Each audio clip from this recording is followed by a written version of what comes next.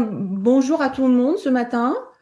Je me présente rapidement. Je m'appelle Danielle Allo, je suis cardiopédiatre et je travaille en hospitalier et aussi en libéral à Paris.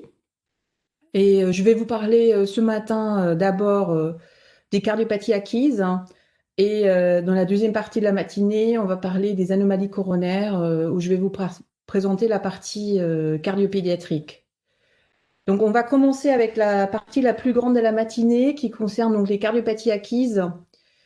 Euh, Globalement, les cardiopathies acquises, il y en a des, il y a des multiples, hein. J'essaye déjà de passer mon pierre à Mac, ça passe pas. Bon, super, ça commence bien. Ben voilà, super. Normalement, j'essaye de faire le cours un peu interactif avec ces trucs digitaux, c'est malheureusement pas possible, donc ça va rester un peu en frontal comme ça. La maladie congénitale acquise la plus fréquente est, comme vous le savez très probablement, la maladie de Kawasaki. Je ne vais pas parler des cardiopathies rhumatismales qui sont la cardiopathie acquise la plus fréquente je dirais, dans les pays en voie de développement.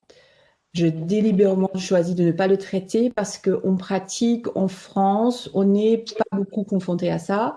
Et on va se concentrer donc sur les choses qui sont en cardiopédiatrie plus fréquemment vues, au moins au niveau national, c'est-à-dire, donc, on met en tension le Kawasaki, l'endocardite, et on va terminer sur la myocardite. Alors, la maladie de Kawasaki, je pense que vous avez tous entendu parler, surtout ceux d'entre vous qui sont pédiatres. Je sais que historiquement, il y a toujours une partie des gens qui participent qui sont anesthésistes ou éventuellement chirurgiens, donc qui connaissent un peu moins bien. Donc, on va faire un petit rappel pour tous ceux qui n'ont peut-être pas tous les points clés en tête. La maladie de Kawasaki, c'est une maladie qui a été décrite il y a à peu près une cinquantaine d'années euh, au Japon initialement, c'est-à-dire c'était à la fin des années 60. Et en pratique, il s'agit d'une vascularité systémique qui va principalement toucher les artères de moyen calibre partout dans le corps. Mais ce qui nous intéresse, nous, les cardiopédiatres, c'est bien sûr l'atteinte des artères coronaires qui vont en fait faire la gravité de la maladie éventuellement. Puis après, avant traitement, c'est-à-dire dans le temps où on n'avait pas encore identifié le bon traitement qui est maintenant connu depuis les années 80, je dirais, les complications coronaires survenaient dans à peu près 15 à 25% des cas, c'est-à-dire un quart des enfants avaient sans traitement des complications coronaires, dilatation, éventuellement risque d'infarctus, etc.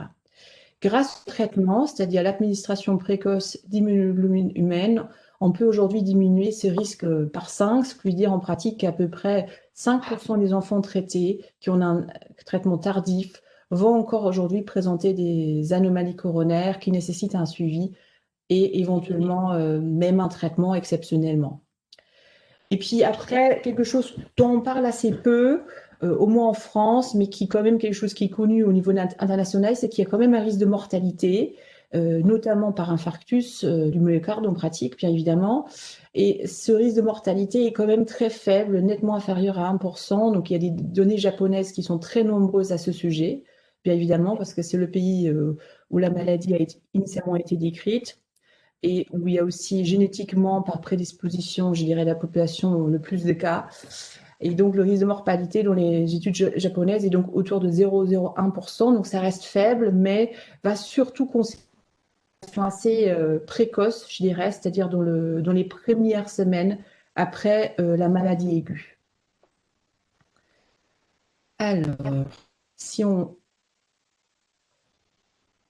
si on parle un tout petit peu d'épidémiologie, euh, vous savez sûrement que cette maladie-là va toucher tous les âges pédiatriques, mais globalement, 80% de la maladie de Kawasaki vont se déclarer avant 5 ans. Il y a bien évidemment aussi des patients qui sont plus jeunes, surtout les nourrissons, c'est-à-dire qui ont moins que 12 mois, sont parfois très difficiles à diagnostiquer. Et puis après, il y a des enfants d'âge scolaire qui sont plus grands, au-delà de 8 ans, qui vont aussi parfois poser des difficultés pour poser le diagnostic parce qu'on voit moins facilement y penser spontanément. Ces deux groupes, c'est-à-dire les groupes où la maladie est moins fréquente, vont être malheureusement à un risque plus élevé pour développer des complications coronaires et surtout les nourrissons peuvent avoir des variantes ou je dirais des parcours de maladie qui sont effectivement très, très inquiétantes.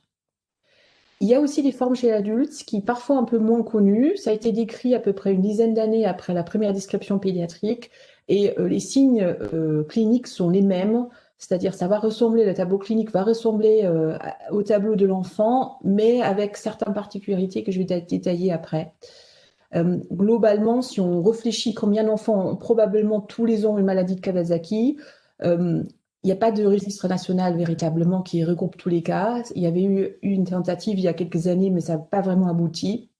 Et par différentes extrapolations basées sur les autres pays au niveau international, on peut penser qu'il y a à peu près 600 nouveaux cas tous les ans, ce qui veut dire que c'est quand même assez significatif. Donc, c'est des malades que nous, les cardiopédiatres, on voit régulièrement en consultation, parfois même en hospitalisation, bien évidemment. Et juste pour situer à peu près ce nombre de cas, alors vous avez à peu près 300 transports tous les ans enfants qui naissent. Donc il y a deux fois plus d'enfants avec une maladie de Kawasaki. Ou si vous faites référence à une autre maladie pédiatrique très connue, par exemple la leucémie aiguë, il y a à peu près 250 cas. Donc la maladie de Kawasaki est quand même beaucoup plus fréquente. Donc en pratique, il est quand même important de bien connaître ces différents éléments. Les caractéristiques cliniques pour tous les pédiatres, c'est, je pense, de l'acquis parce qu'on l'apprend pendant l'externat de pédiatrie déjà pour les cas d'internat, mais bien sûr aussi pendant l'internat. Si on fait de la pédiatrie, on en a tous vu aux urgences, en hospitalisation de pédiatrie générale. Je rappelle pour les non-pédiatres les critères. C'est une fièvre prolongée de au moins 5 jours avec 4 critères complémentaires qui sont premièrement la conjonctivite non purulente, ça c'est très important. Une atteinte muqueuse, c'est-à-dire en gros les boutons, et une atteinte des différentes muqueuses du corps, c'est-à-dire au niveau des lèvres, la chélicite, une gorge rouge, donc la pharyngite, la langue framboisée comme dans la scarlatine, éventuellement même un aspect avec des aftes. Les boutons, c'est-à-dire l'atteinte dermatologique peut être très très polymorphe. Ça peut ressembler à tout et n'importe quoi, la roséole, la rubéole, la scarlatine. En gros, l'atteinte dermatologique n'est pas spécifique, malheureusement, pour nous faire évoquer ce diagnostic. Et puis après, il y a l'atteinte des extrémités qui survient typiquement dans un deuxième temps avec un œdème palmoplantaire, c'est-à-dire en gros un gonflement finalement des pieds et des mains que les parents décrivent très bien. Et dans un troisième temps seulement, la fameuse desquamation palmoplantaire qu'on observe toujours après l'administration des immunoglobulines. Il y a aussi les ganglions qui rentrent dans les critères primaires. Les ganglions doivent être assez volumineux, c'est-à-dire plus qu'à 1,5 cm. Et typiquement, il peut y avoir une atteinte unilatérale. Alors ça pose parfois problème, surtout pour des atteintes ORL qui sont un des diagnostics différentiels. Si vous avez des gros ganglions d'un côté du cou, vous allez éventuellement évoquer une ongine ou un abcès maxillaire ou une otite, etc. Donc ça peut parfois être un mode de confusion, surtout au début de la maladie, s'il y a des ganglions très très volumineux. Alors ici, vous voyez un aperçu de l'évolution des symptômes. L'évolution pour les pédiatres, je pense, c'est assez évidente, mais il est important de se rappeler que donc au début, il y a donc la fièvre. La fièvre, elle est nue tout au début, c'est-à-dire qu'il n'y a pas d'autres symptômes les premières 24-48 heures souvent. Les symptômes, c'est-à-dire les boutons, la conjonctivite, l'atteinte de la langue et des lèvres, souvent ça apparaît vers le 5e, 4e, 5e jour. Ce qui fait que quand ces enfants consultent aux urgences vers 48 heures avec une fièvre, forcément le diagnostic par définition ne sera jamais évoqué parce qu'il n'y a aucun autre symptôme à ce moment-là qui pourra faire évoquer ce diagnostic. Et puis seulement vers le 5e jour vont apparaître tous les autres symptômes, c'est-à-dire les boutons, la conjonctivite non purulente, etc., les adénopathies qui apparaissent progressivement. Et c'est pour ça que typiquement, c'est entre le 5e et 7e jour que vous avez le tableau clinique complet qui va vous permettre de poser les diagnostics. L'œdème, je l'ai dit souvent, l'œdème des extrémités souvent plus tardif. Donc, ça peut être, par exemple, quand l'enfant est déjà hospitalisé en pédiatrie générale et vous êtes déjà en train de réfléchir sur le diagnostic différentiel et éventuellement même poser l'indication d'administrer les immunoglobulines. Et puis, la desquamation, je le rappelle, elle est tardive. s'il n'y a pas de traitement, c'est-à-dire le diagnostic n'est pas fait, et vous donnez donc rien à cet enfant, spontanément, la maladie va s'estomper.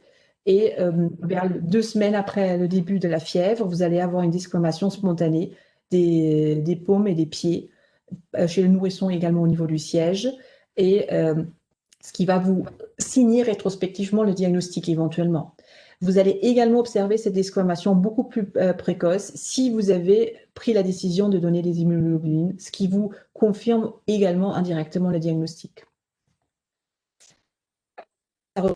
Pour ceux d'entre vous qui sont donc pas pédiatres, qui n'ont jamais vu d'enfant qui a la maladie de Kawasaki, bah, typiquement, c'est des enfants très malades avec une altération importante de l'état général, une fièvre très élevée, souvent en plateau, qui ne descend pas malgré les antipyrétiques. C'est souvent pour ça que les parents consultent.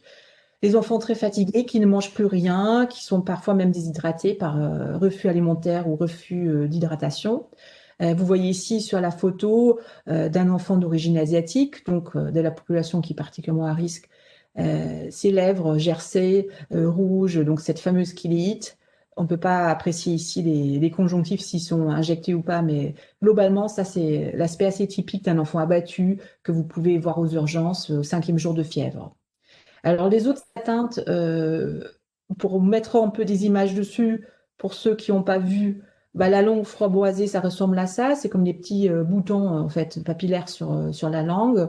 On voit la même chose dans la scarlatine, donc ça fait partie des diagnostics différentiels. Ce faciès très fatigué avec la conjonctivite, donc l'injection conjonctivale non purulente.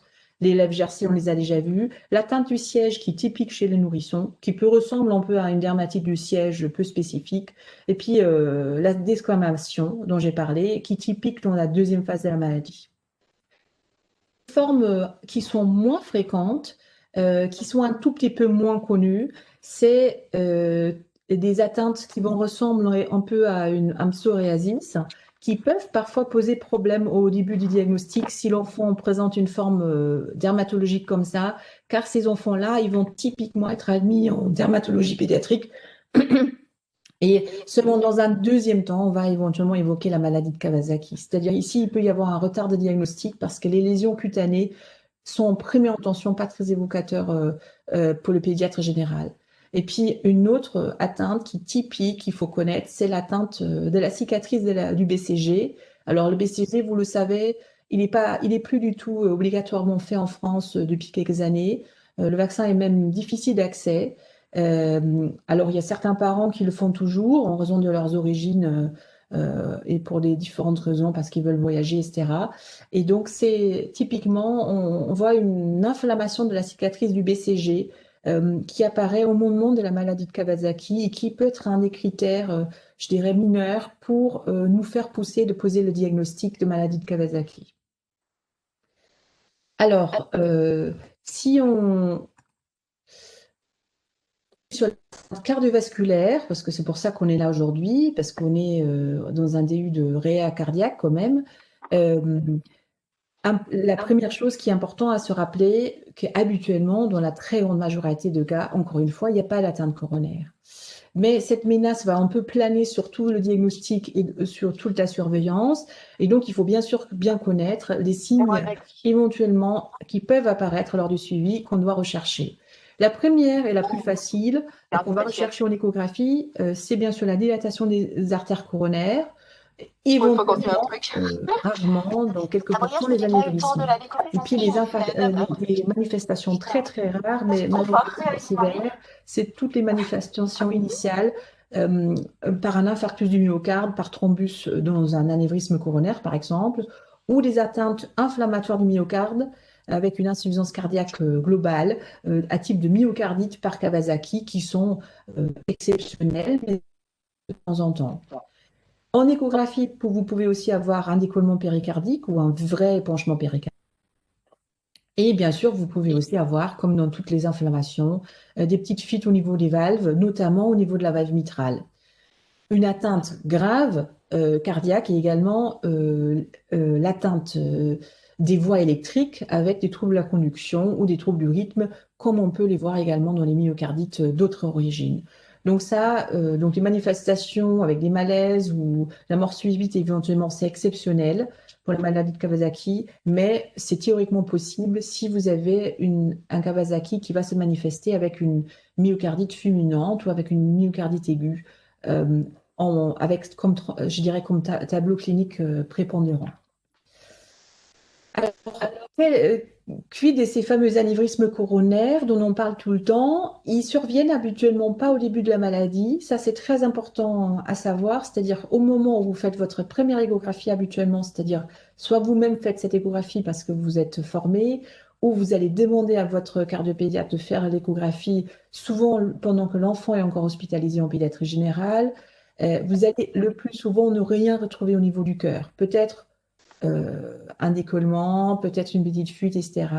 Mais les anévrismes ou les dilatations surviennent le plus souvent entre le 10e jour et la 3e semaine après le début de la maladie.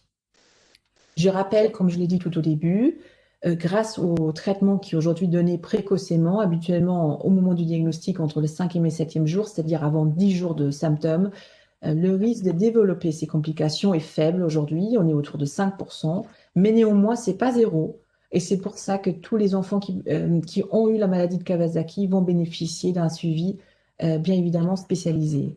Alors, où ils sont, ces fameux anévrismes?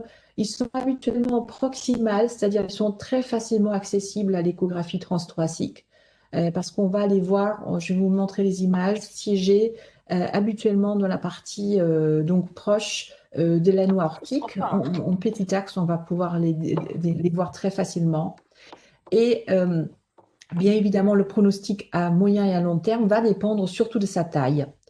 La nouveauté dans les recommandations internationales concernant le Kawasaki qui a été introduit en 2016 suite aux publications de l'équipe américaine autour de Jane Newberger qui a une des grandes capacités sur je dirais au niveau international pour le Kawasaki, c'est qu'il n'y a plus la taille en millimètres qui rentre dans les recommandations ni américaines ni japonaises, mais que c'est maintenant le Z-score de la taille des artères coronaires qui va déterminer le risque et je dirais l'identification des groupes de risque pour ces patients-là. C'est-à-dire aujourd'hui, si vous faites une écho pour une maladie de Kawasaki en consultation ou en suivi ou en hospitalisation, vous ne pouvez pas rendre un résultat échographique sans avoir donné les Z-scores pour déterminer si cet enfant est dans un groupe à risque ou pas. Alors, quels sont ces Z-scores? Si on regarde les guidelines américaines, donc ils sont ressortis en 2016 de façon actualisée, tout ce qui est taille de coronaire inférieure à un Z-score à 2 va être considéré comme une taille normale. Bien évidemment, parce que le Z-score plus 2 est la limite supérieure, je dirais, de la normalité. Tout ce qui est avec un Z-score entre 2 à 2,5 va être considéré comme dilatation coronaire, je dirais modérée. On ne va pas parler à ce moment-là d'anévrisme. Les dilatations coronaires transitaires de ce genre, vous allez l'observer à peu près dans 15 à 20% des enfants que vous allez prendre en charge. Donc ça, c'est une constatation assez fréquente. Tout ce qui vient après, c'est-à-dire tout ce qui est vraiment anévrisme, est beaucoup plus rare. Il va concerner donc à peu près 1 à 5% de vos patients que vous allez prendre en charge, dont certains d'entre vous vont éventuellement jamais être vraiment confrontés à ce genre d'événement. Alors, le petit anévrisme est maintenant défini par un Z-score entre 2,5 jusqu'à 5. L'anévrisme moyen pour un Z-score entre 5 à 10. Et l'anévrisme géant avec un Z-score supérieur à 10 ou une taille réelle à 8 mm. Ce qui a été, c'est la seule, je dirais, taille en millimètres qui a persisté dans les recommandations parce que je pense qu'on est tous d'accord que des anévrismes supérieurs à 8 mm peuvent être considérés comme gigantesques pour des artères coronaires qui font habituellement entre 1 à 2 mm chez l'enfant et peut-être entre 1,5 à 2,5 chez l'enfant plus grand en temps normal. Voici les courbes que vous pouvez trouver sur Internet. Si vous faites régulièrement de l'écho, vous connaissez sûrement le site Parameters que vous pouvez soit avoir en application sur votre téléphone pendant que vous faites l'écho ou que vous avez sur votre poste où vous faites votre compte rendu échographique. Donc, vous pouvez obtenir les Z-scores très facilement en rentrant dans les détails que vous avez mesurés.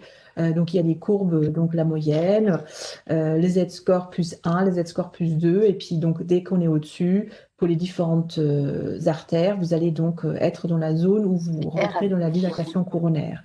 Pour le petit enfant, c'est-à-dire surtout le nourrisson et le jeune enfant entre 1 à, je dirais, 3 ans, euh, contre, euh, on arrive assez rapidement dans les Z-scores au-dessus de 2 si on prend bien les mesures, et beaucoup plus facilement que si on prend les tailles réelles. Donc, le changement des guidelines a quand même fait qu'il y a certains enfants qui rentrent maintenant plus facilement dans cette catégorie dite de dilatation coronaire transitoire que avant qu'on se fiait plus aux mesures par millimètre, je dirais, de façon traditionnelle ou plus historique. Quelques petits mots par rapport aux formes qu'on va appeler atypiques et inhabituelles. Alors, qu'est-ce que c'est une maladie de Kawasaki atypique? C'est une maladie de Kawasaki qui va être dominée par un symptôme qui est inhabituel, qui ne rentre pas dans ces fameux 5 critères que je vous ai nommés au début.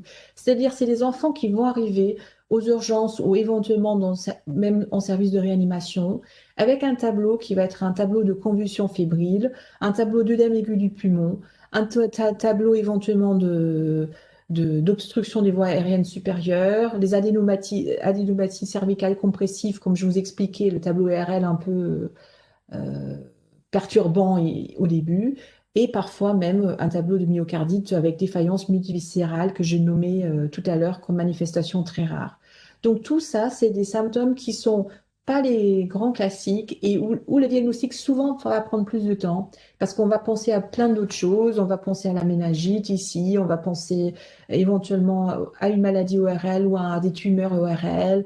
On va pas penser à plein d'autres choses qui vont être la cause du myocardite aiguë, etc. On va pas tout de suite évoquer la maladie de Kawasaki, ce qui peut expliquer le retard, bien évidemment, de la prise en charge.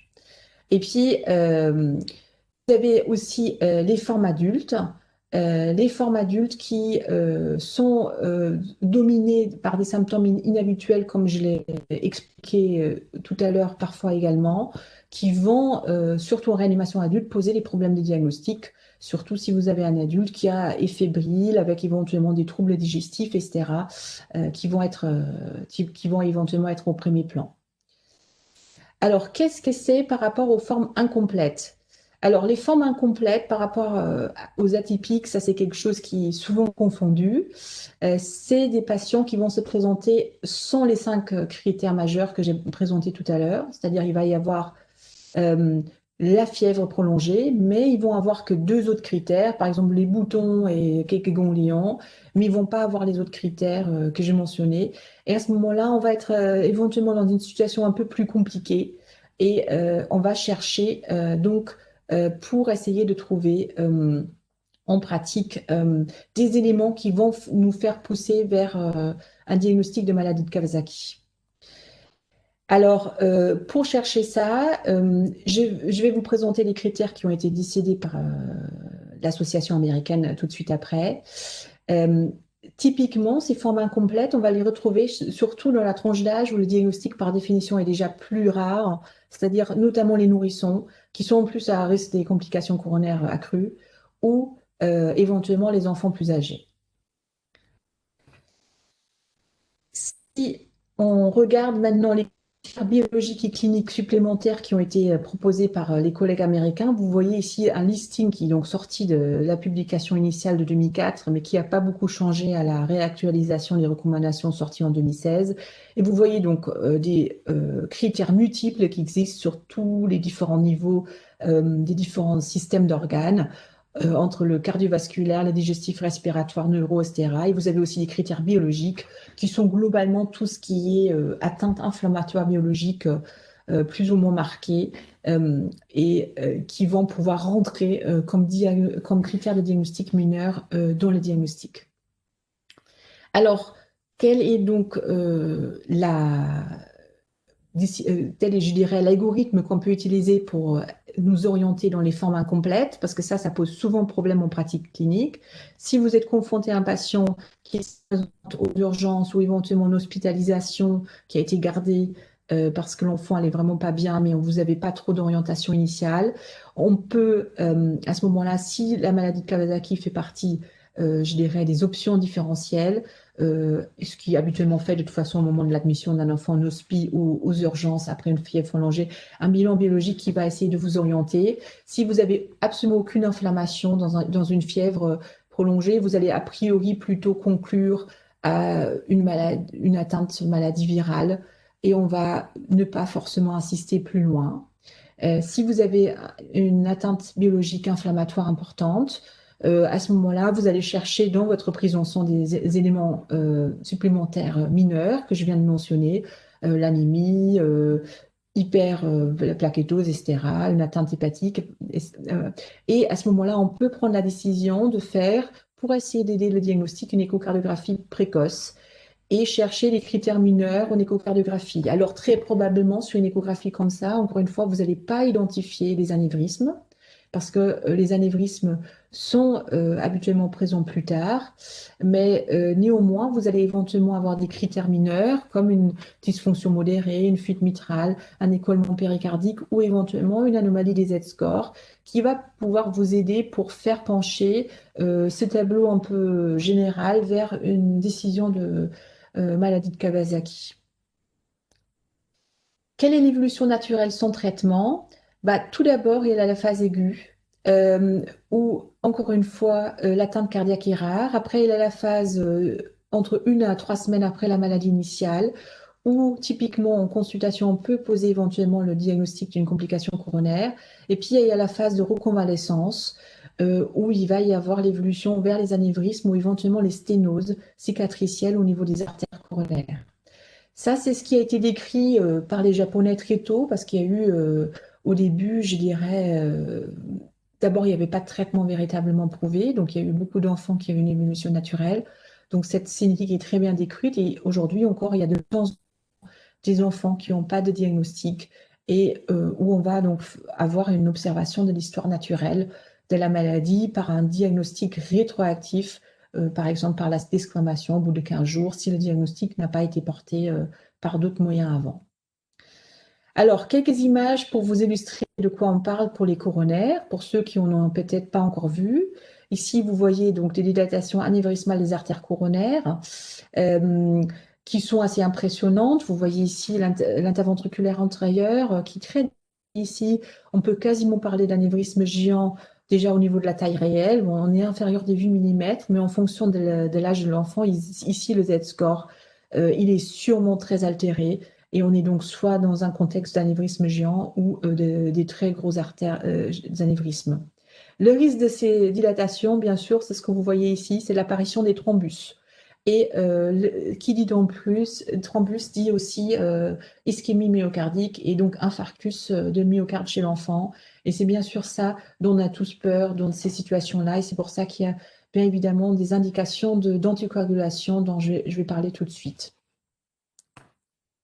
Alors, si on est confronté à la situation rare que d'emblée, la maladie de Kawasaki se manifeste avec une dysfonction sévère globale, avec un tableau donc d'myocardite aiguë, on peut avoir un aspect comme dans une cardiomyopathie dilatée ou dans une myocardite aiguë, donc sans anomalie de la cinétique segmentaire comme dans les infarctus aigus, ou si vous êtes chez un enfant qui a un tableau clinique plus stable, vous pouvez bien sûr réaliser des examens comment dire, plus à froid, comme les scanners, qui vous permettent aussi de visualiser les coronaires en distalité, parce qu'en échocardiographie, encore une fois, on a un accès en petit axe à toute cette partie proximale de la coronaire droite et de la coronaire gauche, avec le début de la bifurcation entre la circonflexe et la l'IVA, mais très souvent, on ne peut pas très bien apprécier la distalité des coronaires et aujourd'hui, le scanner coronaire permet, comme vous le savez sûrement, des reconstructions 3D qui peuvent nous montrer éventuellement même des anévrismes en distalité, même si ceci est beaucoup moins fréquente. Voici une reconstruction où vous voyez donc les anévrismes un peu en chapelet, comme des petites perles sur un collier, comme on peut le voir. Et ici, mes images de cathétérisme cardiaque, que certains d'entre vous n'ont peut-être pas encore vues, qui vous montrent l'évolution de ces anévrismes par prolifération intimale vers des sténoses pour la partie distale du réseau coronaire, qui sont très difficiles à traiter, mais qui peuvent euh, exceptionnellement même être une indication de pontage, qui n'est pas facile à réaliser mais qui a été bien évidemment déjà fait dans les cas extrêmes, rarement dans les patients pédiatriques, mais notamment au niveau de la population adulte. Il y a pas mal de publications de nos collègues japonais. Aussi, ce qui est un tout petit peu moins connu, mais ce qui semblerait logique parce qu'on parle ici d'une vascularite systémique, des atteintes diffuses des axes vasculaires, c'est-à-dire au niveau, par exemple, de l'artère mésentérique, ou au niveau des artères rénales, parfois au niveau des artères cérébrales. Et ceci peut être vu, bien sûr, par échographie abdominale, si vous avez des bons radiologues, ou éventuellement, si vous, rarement, on peut être amené à faire un scanner du corps entier pour éventuellement identifier des anévrismes un peu partout chez l'enfant dans les formes exceptionnellement graves.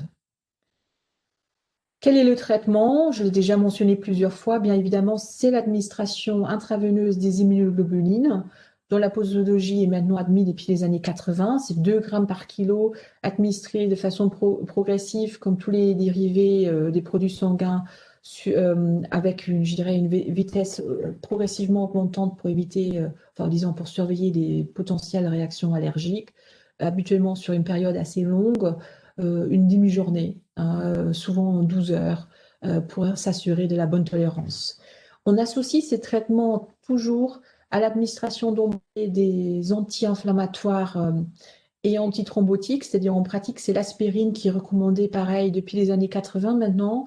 Les posologies évoluent dans les recommandations récentes un tout petit peu, c'est-à-dire maintenant, les Américains recommandent l'administration de 30 à 50 mg kilo en 4 fois dans la phase aiguë. La phase aiguë, on comprend là-dedans toute la période fébrile jusqu'à la chute de la fièvre. On n'a plus vraiment l'intérêt de donner des anti-inflammatoires une fois que l'inflammation est une occurrence coupée par l'administration des immunoglobulines. Et donc, on va plus comme on faisait avant, et certaines équipes pédiatriques continuent à le faire parce qu'ils ne sont pas mis à jour forcément, une administration prolongée au-delà, je dirais, de la première semaine de la maladie. Et il y a bien évidemment, après l'indication de continuer l'aspirine avec une dose antiplaquettaire, typiquement, on va donner des doses entre 3 à 5 mg kilo. On peut faciliter les choses en donnant soit un demi-sachet ou un sachet comme chez l'adulte. Et c'est habituellement plusieurs semaines pour tous les enfants qui ont eu une maladie de Kawasaki avérée. Alors ici, vous voyez les recommandations récentes américaines qui vous donnent toute la stratification du risque basée sur le Z-score que je l'ai déjà mentionné tout à l'heure. Vous allez donc retrouver les recommandations pour les traitements antiplaquettaires en fonction de la situation de risque initiale. Je rappelle que 75% des patients ne vont pas avoir d'atteinte coronaire, c'est-à-dire c'est 2/3 ou 3/4 des patients.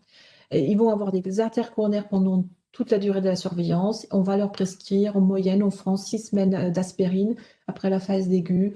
On va les surveiller, on va leur expliquer qu'a priori de risque à long terme, mais on va les conseiller, c'est ça que ça veut dire cardiac counseling, par rapport aux facteurs de risque cardiovasculaire à l'âge adulte qui sont connus, tout ce qui est maladie métabolique, diabète, HTA, activité sportive, éviter d'être sédentaire, etc. Enfin bon, tout ce qu'on sait qu'on devrait tous faire pour avoir une bonne santé cardiovasculaire. Donc ça fait partie des recommandations de refaire un appel aux parents pour les enfants qui ont eu une maladie de Kawasaki. On recommande aucun test supplémentaire et habituellement ces enfants sont plus surveillés à long terme. Pour ceux des 20% qui vont présenter une dilatation transitoire qui régresse rapidement, on considère aujourd'hui qu'ils sont à faible risque ou à pas de risque de complications cardiovasculaires à long terme. Donc c'est pareil, on ne va pas prolonger la surveillance, on va ni l'administration d'aspirine. Et finalement, ces groupes à risque, ici, donc tout ce qui est donc anévrisme de petite taille, moyenne taille ou grande taille, qui va donc finalement concerner que 5% de nos patients, vont avoir besoin d'aspirine au long cours, à discuter combien de temps en fonction de cas. Et dès que vous êtes dans les anévrismes géants, bien évidemment, vous allez les anticoaguler pour éviter le thrombus que je vous ai montré tout à l'heure. Et donc, c'est ici probablement de façon prolongée, sans qu'il y ait des recommandations précises sur la durée, mais l'aspirine probablement à vie et les anticoagulants probablement le temps qu'il existe des anévrismes géants qui sont potentiellement thrombogènes, comme on vient de le voir. Les recommandations américaines récentes ajoutent aussi une autre information intéressante qui n'était pas, je dirais, bien établie dans les esprits avant. L'information concerne je dirais, le rythme de surveillance. Aujourd'hui, on sait que si euh, on a l'impression qu'il y a une progression de la taille des coronaires, c'est-à-dire que on est chez un patient qui développe une dilatation entre la première et la deuxième échographie, à ce moment-là, il est recommandé de le surveiller de façon rapprochée, ce qui veut dire 2 fois par semaine au moins. Ce qu'on ne faisait pas du tout, hein. Dans le temps, il y a quelques années, on faisait toutes les semaines. À un moment donné, on faisait tous les 15 jours. Enfin, je pense que dans tous les centres, il y a un peu des protocoles un peu différents. Maintenant, les recommandations disent vraiment, si vous avez l'impression qu'il y a une dilatation qui apparaît, vous surveillez 2 fois par semaine au moins le temps qu'il y a une stabilisation de la dimension coronaire. Et à ce moment-là, vous pouvez repasser à une surveillance plus espacée. Et tous ceux qui ont des vrais anévrismes géants et qui donc ont un vrai risque de thrombose, en dehors de l'anticoagulation qui est bien sûr fortement recommandée ou disons obligatoire, il faut surveiller de façon très fréquente pour voir s'il y a une augmentation de sa taille ou s'il y a une stabilisation des dimensions. Et c'est la même chose pour les enfants particulièrement jeunes qui, encore une fois, sont particulièrement à risque. Donc, je pense que ça, s'il faut retenir quelque chose dans les recommandations récentes, c'est le Z-score et le fait qu'il faut changer nos habitudes si ce n'est pas encore fait et surveiller de façon beaucoup plus rapprochée ces quelques enfants qui montrent une dilatation progressive. Donc, comment ça s'organise? Les patients, c'est-à-dire la grande majorité qui n'ont pas de complications, pas de dilatation, la recommandation niveau classe 1, c'est de le surveiller une fois au début et une fois un mois à peu près après. On leur prescrit aspirine 6 semaines. On leur fait le counseling pour les facteurs cardiovasculaires et c'est fini. Pour tous ceux qui ont une augmentation de la taille des artères au-dessus de 2, encore une fois, on fait 2 échos au moins par semaine jusqu'à ce que ça se stabilise. Et puis, pour ceux qui ont des anévrismes géants, on va faire ça de façon très rapprochée, une fois par semaine pendant les premières 6 semaines, euh, une fois que les lésions ne progressent plus. Avant, bien évidemment, on les voit 2 fois par semaine, même 3 fois s'il faut, le temps qu'on puisse dire qu'il y a eu une stabilisation, un arrêt de la progression de la maladie. Euh, Ça, j'ai déjà dit. L'aspirine 6 semaines pour ceux qui n'ont pas d'atteinte coronaire. Pour tous ceux qui ont une aggravation rapide de la taille, euh, notamment ceux qui sont donc dans les anévrismes, on va les hospitaliser pour les mettre sous héparine à la seringue et éventuellement initier le relais vers les AVK au moment d'une progression vers les anévrismes géants. Et bien évidemment, tous ces patients-là vont avoir de l'aspirine à vie pour éviter les événements thrombotiques. Alors, que faut-il faire en cas de persistance de la fièvre une fois que la première cure des immunoglobulines a été administrée? Il y a aujourd'hui une littérature croissante sur ce qu'on appelle les patients qui sont résistants. C'est des malades en pratique qui vont avoir la maladie de Kawasaki et qui vont rester fébriles ou avec une altération de l'état général. Et on sait de multiples études que ces patients-là ont un risque beaucoup plus élevé d'atteinte coronaire. Il y a bien évidemment une indication de faire une deuxième dose d'immunoglobuline, mais il y a de plus en plus de littérature maintenant qui suggère qu'il est probablement utile dans ces cas-là d'administrer en plus assez rapidement des bolus de corticoïdes. Ou éventuellement un protocole de corticoïdes péros. Si vous travaillez dans un centre où vous avez des rhumatologues pédiatriques à disposition, comme c'est par exemple à l'hôpital Necker, vous allez éventuellement même réfléchir dans ces situations rebelles, l'administration des autres immunodépresseurs comme l'infliximab ou la cyclospirine éventuellement. Donc là, on est vraiment on n'est plus trop dans la pédiatrie générale, là. On n'est même pas dans la réanimation cardio-pédiatrique, on est vraiment dans l'immunologie pédiatrique et donc il faut des spécialistes qui conseillent dans ces situations-là. Alors, comment on les identifie? Il y a surtout les Japonais, comme vous voyez sur les noms de ces papiers, qui ont beaucoup travaillé là-dessus, qui ont essayé de développer des scores de risque pour essayer d'identifier les patients de façon assez précoce pour savoir qui est à risque d'être un patient résistant, pour avoir un profil, je dirais, d'emblée et pouvoir réagir assez rapidement.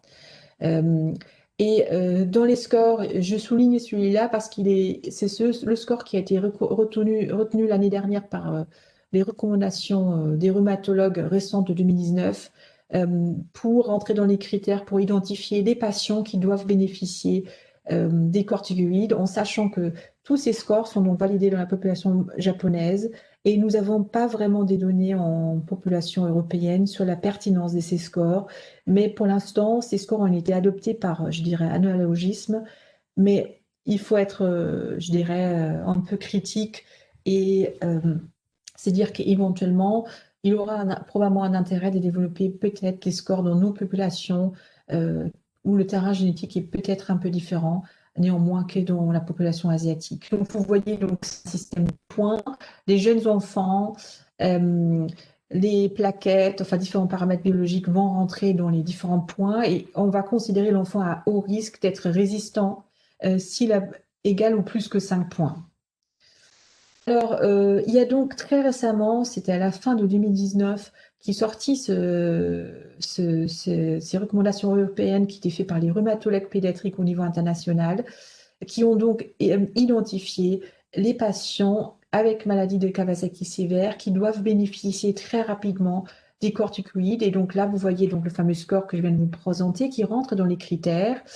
Euh, on va donc considérer d'administrer des corticoïdes si la fièvre persiste très rapidement, s'il y a des éléments de choc cardiogénique, s'il y a donc le fameux score, s'il y a un jeune enfant, ou si d'emblée, sur la première échographie, dans les premiers jours de vie, il y a des anévrismes importants ou périphériques. Et à ce moment-là, vous avez deux options dans ces recommandations. Soit vous faites un mini-bolus IV pendant une semaine et vous traitez après paros, ou vous faites des bolus classiques de la rhumatologie pédiatrique, c'est-à-dire un bolus important sur 3 jours, et puis vous diminuez après sur une semaine avec un weaning off sur 2 à 3 semaines. Et donc ça, c'est maintenant admis. Je pense que c'est important de connaître ces changements parce que dans certaines équipes pédiatriques, ce changement des recommandations n'est pas vraiment encore arrivé. Alors, quelle est l'histoire naturelle des complications? Si on ne traite pas, si on n'a pas fait le diagnostic, on sait donc des séries historiques que même s'il n'y a pas de traitement, il va y avoir une tendance à la disparition des anévrismes, même ceux qui sont de taille moyenne, dans les 2 ans qui suivent la maladie. Néanmoins, on sait aussi qu'il va y avoir une tendance à cette prolifération endothéliale, comme on le sait dans la maladie coronaire de l'adulte, qui vont favoriser de façon tardive l'apparition des occlusions coronaires avec des sténoses localisées qui peuvent apparaître même des dizaines d'années après la maladie infantile. Et c'est ça qui fait la morbimortalité, la maladie à l'âge adulte. Vous avez donc en pratique, si vous regardez surtout les études japonaises, une absence d'événements cardiaques, c'est-à-dire infarctus, choc cardiogénique, trouble du rythme, ischémie myocardique, angine de poitrine, etc. Seulement 30% des enfants, des anciens enfants devenus adultes qui ont des anévrismes géants, qui n'ont pas présenté ce genre d'événements à l'âge de 30 ans. C'est-à-dire, c'est des jeunes adultes qui ont eu une maladie Kawasaki dans l'enfance, qui faisaient partie de ces 1% avec des anévrismes géants, qui sont à risque important des complications cardiovasculaires graves dans les dizaines d'années qui suivent, avec un quart qui fait des infarctus et à peu près la moitié qui, à un moment donné, vont arriver chez nos collègues chirurgiens cardiaques adultes pour des bypass. Donc, c'est une maladie très lourde. Et donc, au moment d'un diagnostic d'anévrisme géant chez un jeune enfant, on sait que malgré tout ce qu'on peut faire, il y a quand même un risque de morbidité associé qui est très important, qui, au moment des explications et du conseil, est important malheureusement de communiquer. Alors, avec Fanny Bajol à Necker, on avait il y a 2 ans refait les recommandations basées sur les recommandations américaines que je vous ai présentées ici plusieurs fois. Et on avait donc essayé de restratifier, je dirais, le tableau qu'on avait fait il y a quelques années, euh, pareil, du centre de référence pour essayer de réaménager, je dirais, les nouveautés que je vous ai présentées juste avant, dans les recommandations aussi au niveau national en langue française. Et donc, vous retrouvez ce que je viens de vous dire. Vous avez 95% des patients qui vont avoir soit les coronaires normales, soit cette dilatation transitoire, où on va considérer que finalement, la majorité de ces patients ne vont pas avoir de surveillance cardiologique et on va arrêter l'aspirine à 6 semaines. S'il y a une persistance d'une dilatation très modérée, on va maintenir l'aspirine et on va les suivre en consultation tous les quelques années. À chacun est resté ouvert ce qu'on a envie de faire. Et puis après, vous avez ces fameux 5% des complications graves, c'est-à-dire soit des anévrismes moyens ou de petit calibre, 4% d'innovation. Et donc là, vous allez rentrer donc, tout ce qui est aspirine de façon prolongée ou éventuellement à vie en fonction de la taille des anévrismes. Et puis le 1% que je viens de vous rappeler, qui sont donc sujets à complications, sujets à bypass, sujets à infarctus, qui vont avoir besoin d'un maintien à vie de l'aspirine et d'un maintien prolongé, probablement à vie ou au moins de façon très prolongée des AVK, avec des consultations régulières pendant toute leur vie. Donc je pense que si on essaye de bien se rappeler ce tableau, ça facilite quand même beaucoup la surveillance à moyen et à long terme de ces patients qu'on voit tous régulièrement en consultation. Alors, juste un tout petit peu, un petit mot avant de terminer avec la maladie de Kawasaki sur le devenir à long terme. Euh, Ça, c'est les recommandations de nos collègues américaines, encore une fois. Euh, les deux éléments clés que j'ai déjà mentionnés en parlant avant, c'est que on pense aujourd'hui sur la base des données que nous avons disponibles que des patients qui n'ont pas eu d'atteinte coronaire et où on a eu une très bonne visualisation de toutes les parties proximales, donc en échocardiographie transthoracique, habituellement, comme c'est habituellement le cas chez l'enfant. Euh, on pense qu'on peut considérer que ces patients vont avoir un état cardiovasculaire normal. Néanmoins, on va rester vigilant car c'est probable, cette vascularité, donc une maladie de l'endothélium vasculaire. Je vous ai montré cette possibilité de prolifération d'éthéliales dans les formes qui ont des anévrismes. Et donc, il y a peut-être une altération de la fonction endothéliale qui est sous-évaluée chez ces patients, qu'on n'a pas pour l'instant réussi à décrire. Et c'est pour ça que, à notre avis, il est important, et je pense qu'on rejoint avec ça les Américains, que le fameux conseil par rapport aux facteurs de risque traditionnels cardiovasculaires doit être fait chez ces patients pour leur rappeler la bonne hygiène de vie qui donc pourrait éventuellement, je dirais, diminuer les facteurs de risque d'athérosclérose à plus long terme, pour lequel peut-être ces anciens enfants seront plus à risque ou pas, en sachant qu'aujourd'hui, pour une maladie qui a 50 ans, on n'a pas ces patients qui ont 65 ans et qui sont dans l'âge classique, je dirais, de la maladie cardiovasculaire, qui ont eu une maladie de Kawasaki prouvée et traitée de la façon moderne dans l'enfance. On ne les a pas, ces patients. Donc, en fait, ces informations-là, on n'en dispose pas. Donc, c'est en gros du bon sens, sans qu'on ait aujourd'hui des éléments, je dirais, à disposition qui prouvent qu'il faut s'inquiéter, hein. Donc voilà, c'est là-dessus où je voudrais terminer la partie sur la maladie de Kawasaki. Je n'ai pas abordé cette fameuse maladie Kawasaki-like qui a fait beaucoup le buzz en début de cette année, euh, qui donc le Multisystem Inflammatory Pediatric Disease, qui a été décrit par Necker, associé et aussi par les Américains et les Italiens, bien sûr, associé au Covid. Globalement, je vais juste dire quelques mots par rapport à ça. Certains d'entre vous l'ont sûrement vu. Maintenant, dans les services de réanimation, à Necker, il y en avait des dizaines de patients qui ont été traités comme ça. Donc, c'est pas la maladie de Kawasaki en soi. Elle partage certains, je dirais, critères cliniques avec la maladie de Kawasaki, notamment l'inflammation généralisée, certains éléments cliniques, mais le tableau clinique principal, c'est surtout la dysfonction myocardique, et qui nécessite souvent une prise en charge en réanimation. Et parfois même, rarement l'ECMO.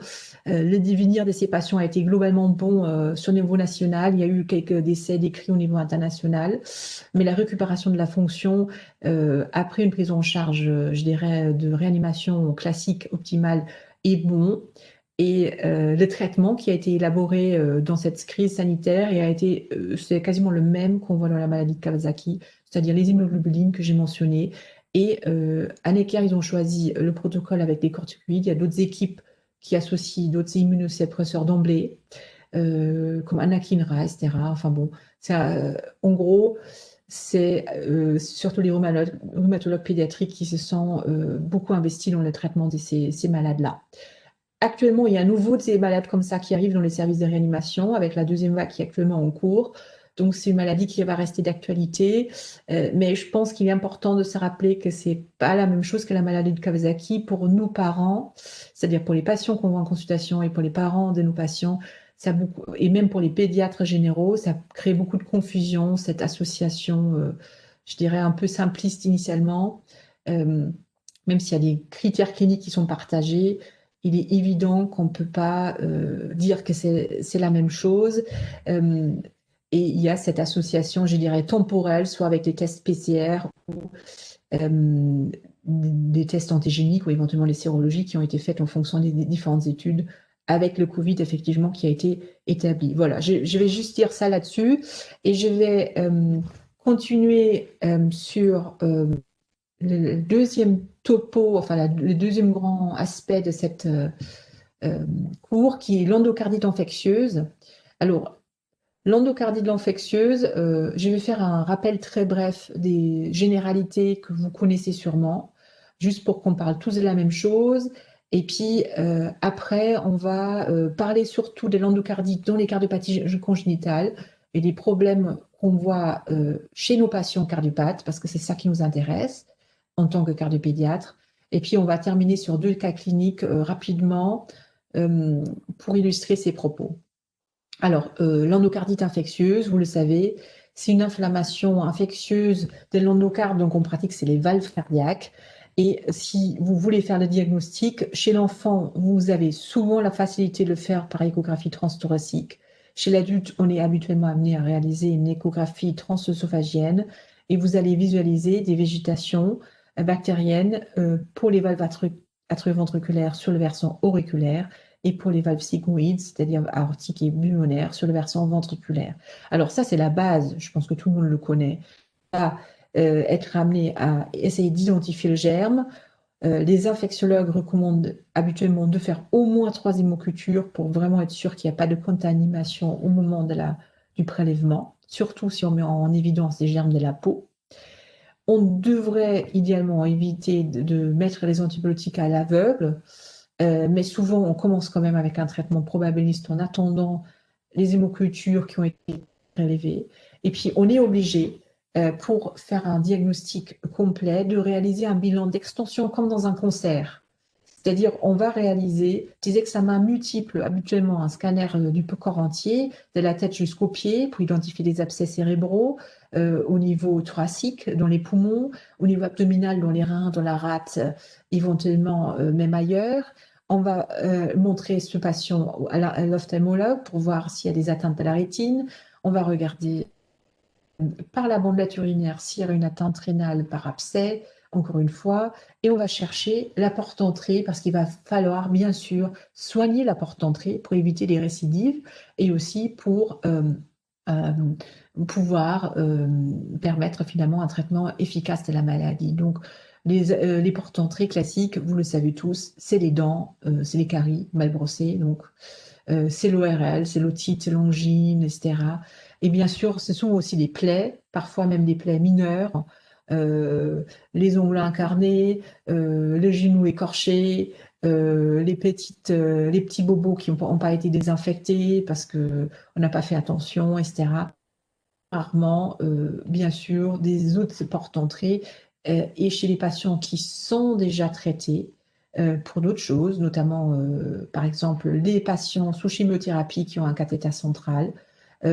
Bien sûr, ça peut être une porte d'entrée iatrogène pour l'endocardite. Alors, quels sont les critères? Donc pour ça, bien sûr, il y a beaucoup de critères qui sont internationalement reconnus. Il y a des critères de Duke que vous connaissez sûrement tous. Ici aussi, il y a des cratères majeurs et mineurs. Classiquement, on doit avoir une hémoculture positive avec les germes typiques. On doit mettre en évidence à l'échocardiographie soit des végétations, soit des images qui montrent un abcès ou une déhiscence d'une valve prothétique, ou éventuellement des régurgitations, enfin des fuites qui apparaissent sur les valves qui n'étaient pas fuyantes avant. Et dans les critères mineurs, on trouve souvent tout ce qu'on voit un peu par ailleurs, c'est-à-dire bien sûr la fièvre, vous allez avoir des signes cliniques que on connaît tous de notre sémiologie d'externe, c'est-à-dire des petites emboles périphériques, éventuellement des choses qu'on voit dans les différents examens du bilan complet, comme les spots de Roth sur la rétine, etc. Ou éventuellement d'autres éléments qu'on peut donc retrouver au scanner, etc. Alors, si on... Les germes, alors donc c'est assez facile. Les germes, c'est donc l'ORL, c'est le streptocoque, c'est la peau, c'est le staphylocoque. Donc ça fait la majorité de nos patients. Puis après, vous avez les autres, c'est-à-dire soit des germes digestifs ou des germes négatifs, comme on peut les voir notamment en post-opératoire, en réanimation, par exemple, de chirurgie cardiaque ou en réanimation pédiatrique générale, où il peut y avoir des colonisations par des germes multirésistants qui font le lit éventuellement d'une infection endocardite. Il y a rarement des endocardites à hémoculture négative qui sont beaucoup plus difficiles à diagnostiquer, où il faut faire des recherches par les sérologies, des recherches spécifiques.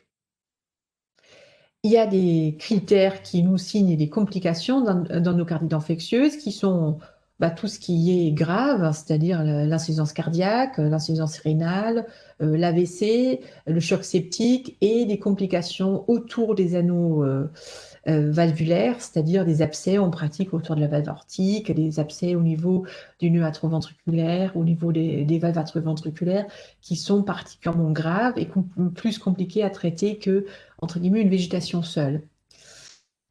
Le traitement médical, le principe général, c'est la bithérapie antibiotique. On va essayer d'associer un bactériostatique avec un bactéricide et habituellement, vous en avez pour un bon bout de temps, c'est-à-dire plusieurs semaines, soit un mois, 2 mois, et tout ceci, bien sûr, adapté à l'antibiogramme basé sur vos hémocultures et avec éventuellement des dosages, même des antibiotiques qui sont à faire régulièrement.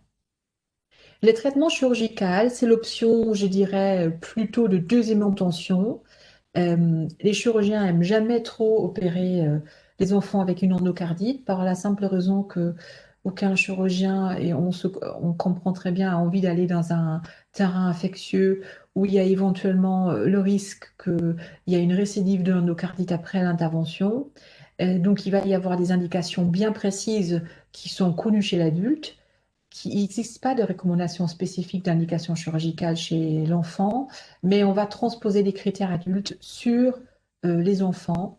Et bien évidemment, si vous avez un patient qui a des complications hémodynamiques, c'est-à-dire en gros qui ont réa instable, avec un sepsis non contrôlé, qui va avoir des végétations gauches, qui peuvent être des complications emboliques cérébrales, avec des grosses végétations ou les fameux abcès périonnulaires que je viens de mentionner, on va être dans une situation où on va discuter avec nos collègues chirurgiens assez rapidement, même si souvent, et c'est si avec raison, les chirurgiens voudront qu'on refroidisse le processus infectieux en balançant le plus d'antibiotiques possible pour permettre une chirurgie dans les meilleures conditions.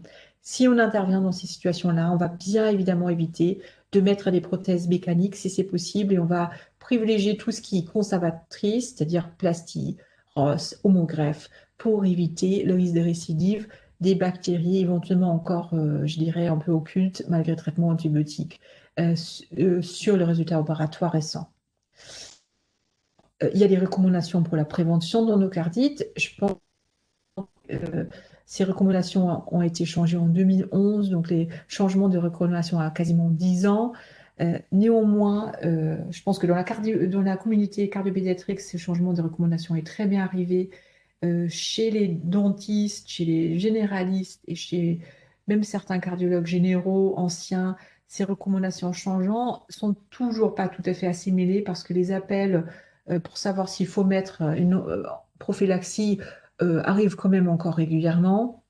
Donc, je me permets juste de rappeler pour que vous puissiez répondre à nos collègues avec toutes les recommandations en tête, que bien évidemment, aujourd'hui, la prophylaxie a été beaucoup restreinte. Avant, on mettait quasiment à tout le monde, du genre de la bicuspide aortique ou de la CIA jusqu'à la cardiopathie complexe. Aujourd'hui, on dit la prophylaxie d'endocardite est réservée à des patients à risque accru. Qui sont ces patients? C'est des patients qui ont des prothèses, c'est des patients qui ont déjà fait l'endocardite, c'est des patients qui ont une cardiopathie congénitale complexe cyanogène, soit non réparée, soit réparée avec des shunts résiduels, soit avec la mise en place des prothèses.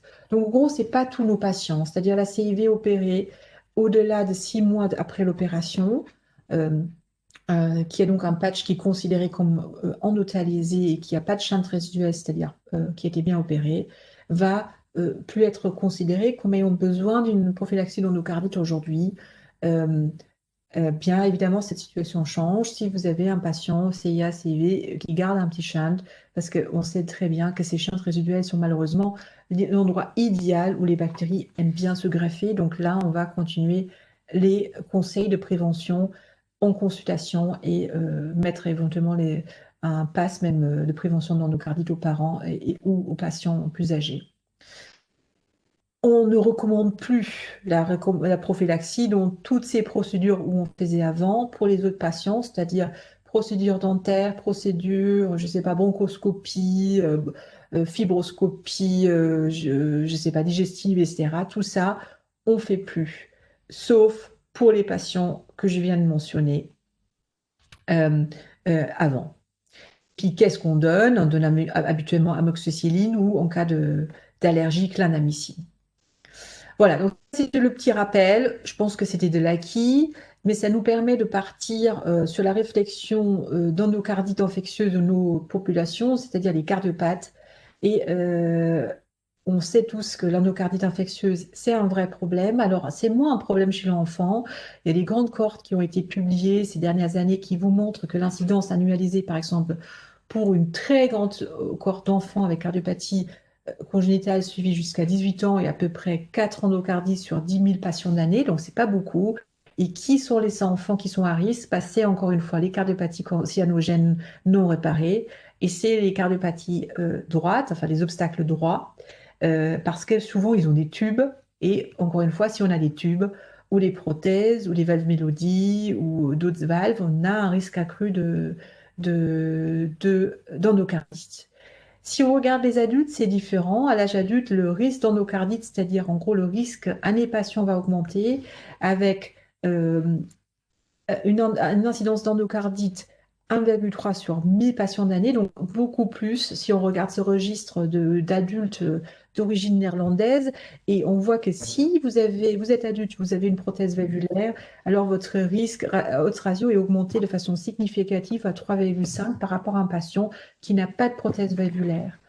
Et ici, c'est ça qui ça montre, ces tableaux. Vous voyez, dès que vous avez un tube valvé, euh, par exemple pour un troncus, pour une abso, pour un VDD qui a été réparé avec un Rastelli, alors vous avez un risque très accru d'avoir à un moment donné de votre vie une endocardite. Et ici, vous voyez même euh, ici, vous voyez donc l'article dont j'ai tiré les chiffres et vous retrouvez dans le détail des cardiopathies sous-jacentes, ce que je viens de vous dire, l'abso, le VDDI, Double Outlet Right Ventricle, et le fallo, pour ceux où on est éventuellement amené à poser une valve plus tard, surtout à l'âge adulte, au moment de la valvulation. Alors, et l'incidence comparative, si on regarde, c'est-à-dire nous on est la population générale, c'est-à-dire a priori tous, vous dans l'audience et moi, on n'a pas de cardiopathie congénitale avérée, donc notre risque de faire une endocardite sur un cœur sain est très faible. donc en moyenne 50 endocardites sur 1 million de patients d'année, donc c'est très très peu de chances d'avoir une endocardite sur corps sain. Et puis dès que vous avez une cardiopathie congénitale, peu importe laquelle, votre risque augmente un petit peu à l'âge adulte. Dès que vous avez un pacemaker, ça augmente un peu plus. Et puis le plus élevé, et là je pense que vous le savez tous, c'est dès qu'on tombe dans les valves percutanées, notamment la valve Mélodie, ou éventuellement des conduits chirurgicaux, la valve Contegra et autres conduites hétérogènes qu'on peut mettre dans les différentes cardiopathies, notamment de la voie droite.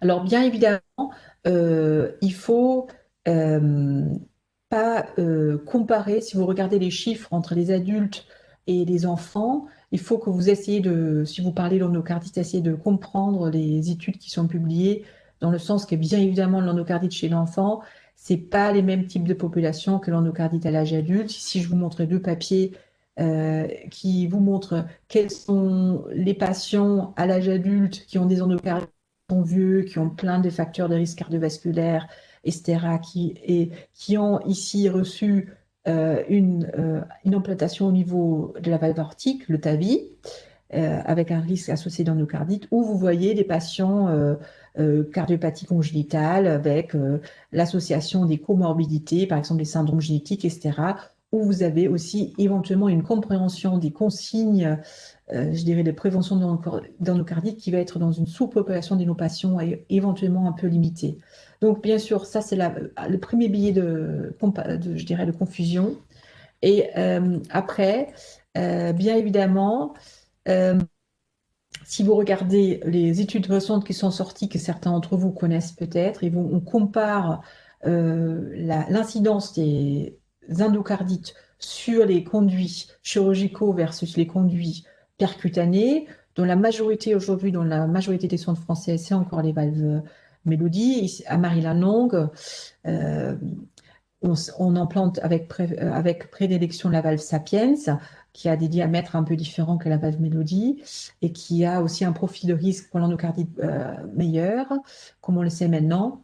Vous voyez que si on compare donc finalement la chirurgie par rapport à l'approche percutanée, il n'y a pas beaucoup de différence en réalité, parce qu'en fait, c'est finalement une question de conduit utilisée et la valve Mélodie c'est finalement le même substrat que le tube Contegra, comme vous le savez sûrement, c'est la valve jugulaire de bœuf, enfin la veine jugulaire de bœuf. Et si vous implantez une homogreffe, c'est-à-dire des valves biologiques explantées humains, vous allez avoir bien sûr un risque d'endocardite, mais un risque qui va être beaucoup plus faible que si vous avez utilisé ces conduits artificiels. Donc ça, c'est quelque chose, je pense que c'est important de se dire finalement, cathé ou pas ou chirurgie, il n'y a pas une grande différence et tous les substrats valvulaires, comme je l'ai mentionné, vont avoir un risque augmenté d'endocardite. Donc, il y a différentes études qui sont sorties, il y en a des multiples même, où vous voyez en fonction des choses qui ont été testées contre gras, homogreffe, d'autres valves, des valves d'origine porcine, etc., que vous allez avoir toujours un risque d'endocardite qui va être plus ou moins important mais il reste, en gros, si on simplifie, dès que vous avez une valve, je dirais, d'origine biologique non humaine implantée, vous allez avoir un risque d'endocardite accru chez votre patient. Et notamment, comme je l'ai dit déjà, avec la valve, avec la veine jugulaire de bœuf, quelle que soit la technique, c'est-à-dire chirurgicale ou par catétérisme.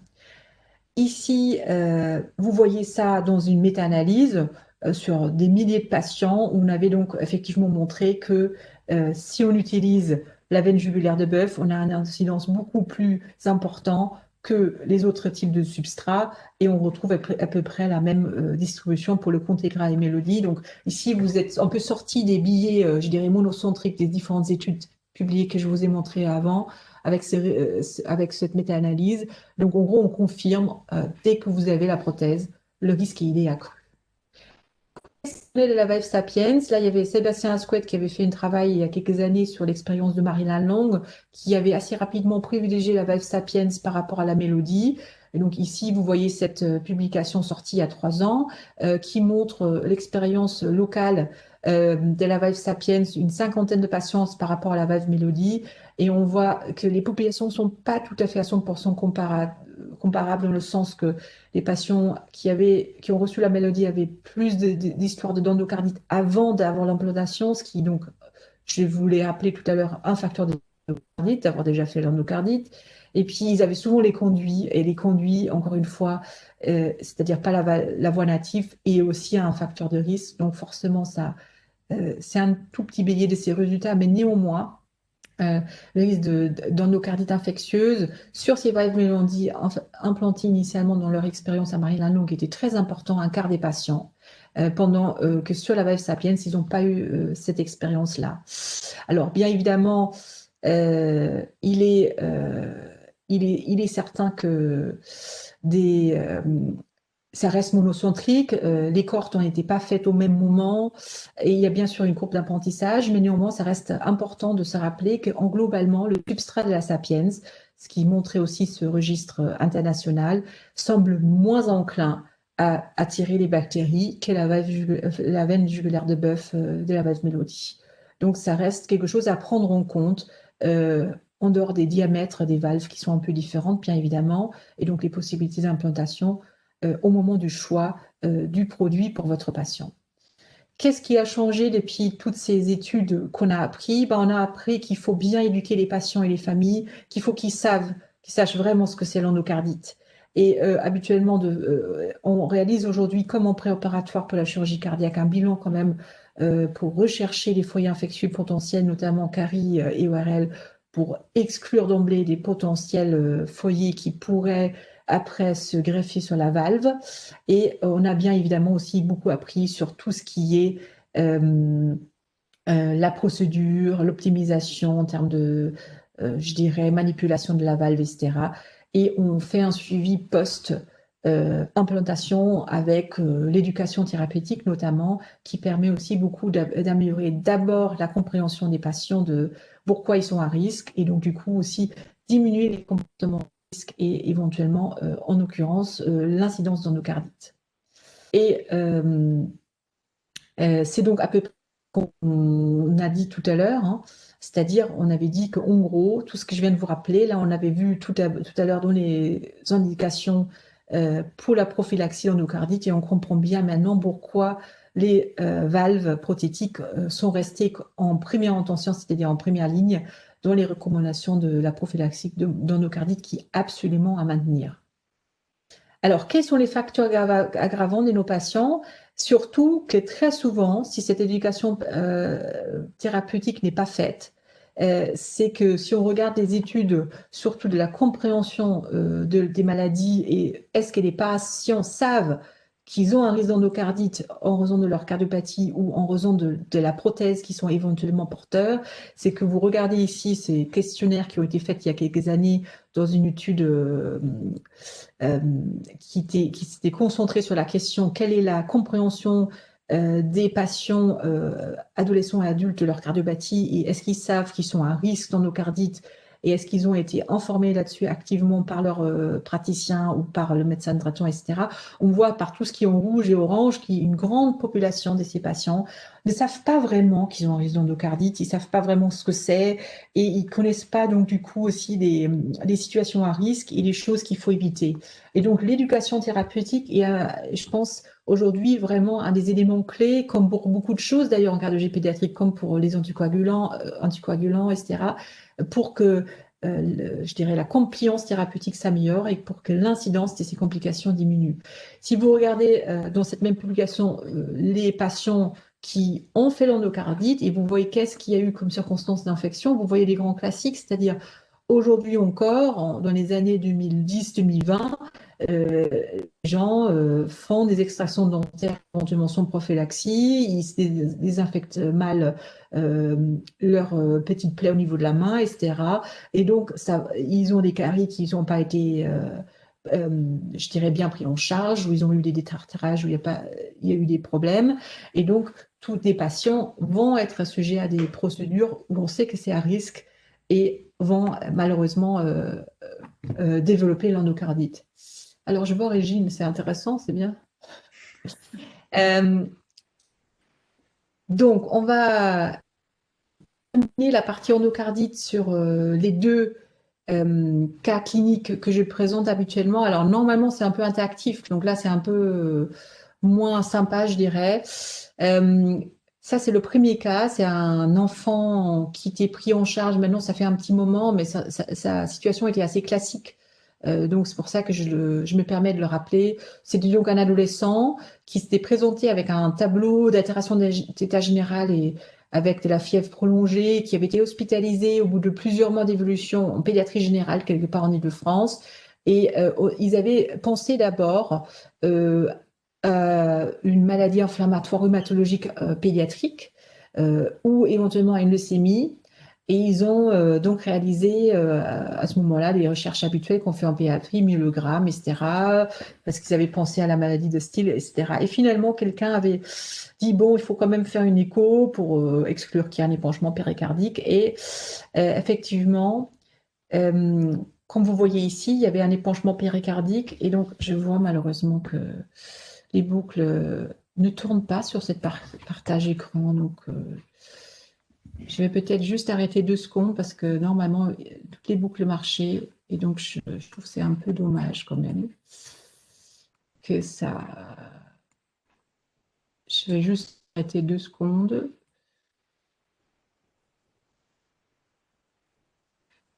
pour voir si on peut avoir les.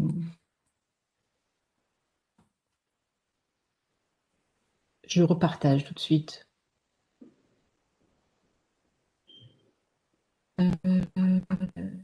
Non.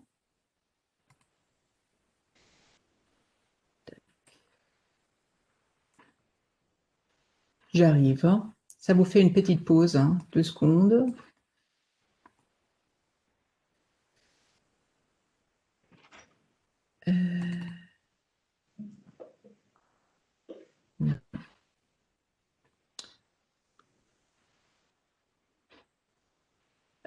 Tac.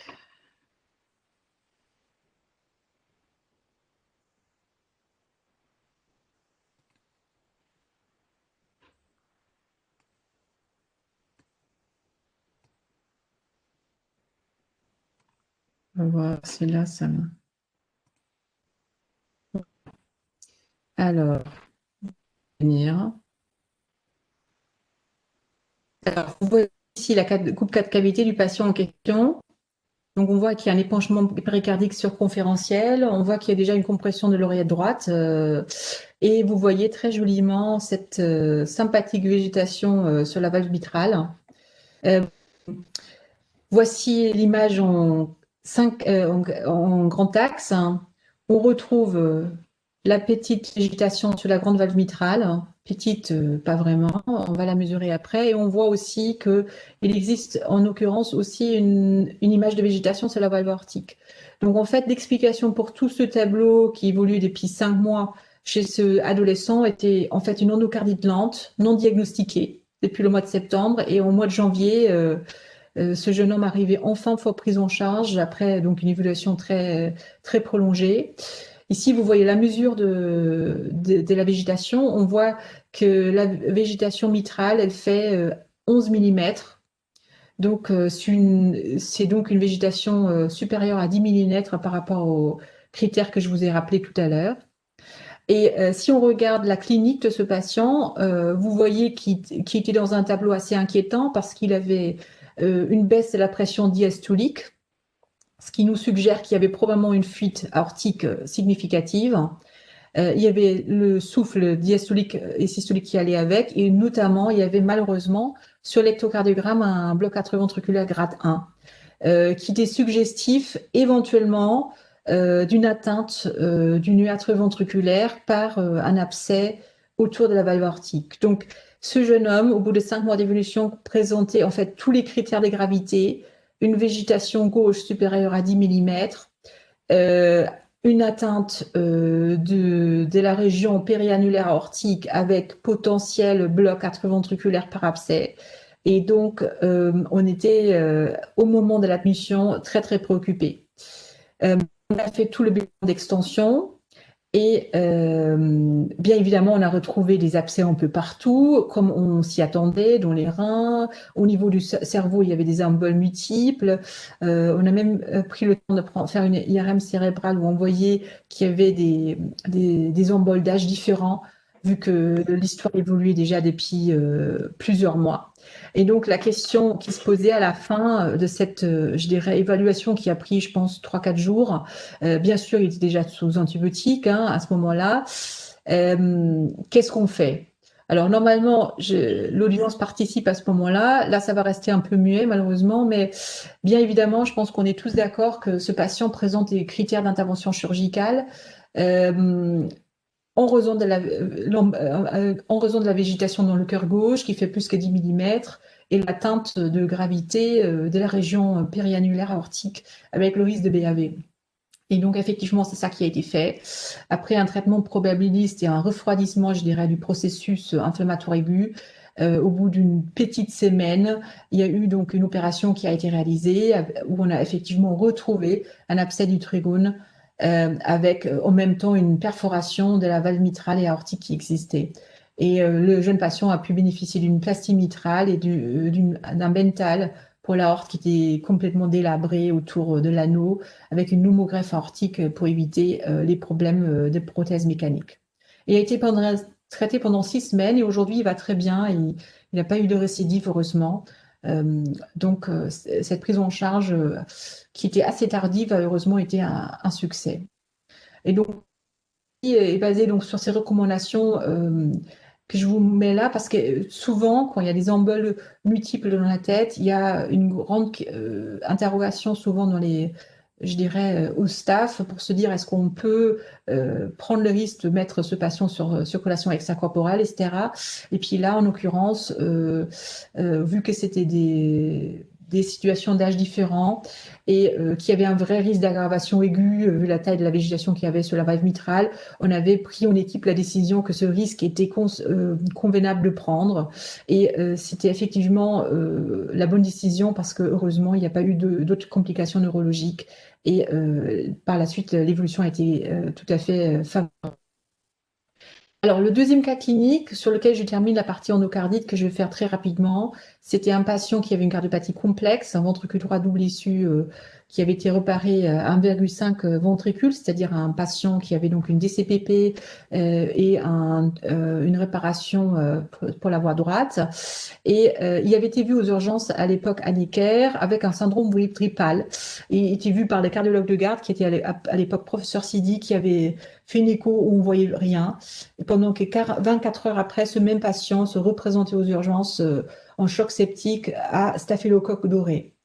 Et c'était donc un tableau fulminant, comme c'est souvent le cas avec le staphylocoque, qui est une bactérie qui a un potentiel de végétation très rapide, c'est-à-dire dans les quelques heures d'une échographie où on voit rien, on peut malheureusement passer à des végétations un peu partout, ce qui était la situation ici.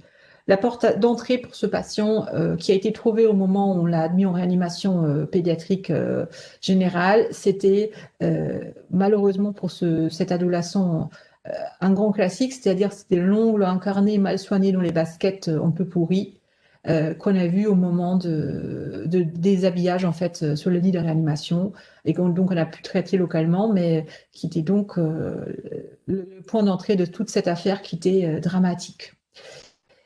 Cet enfant a été opéré au bout de 6 semaines de traitement en réanimation générale.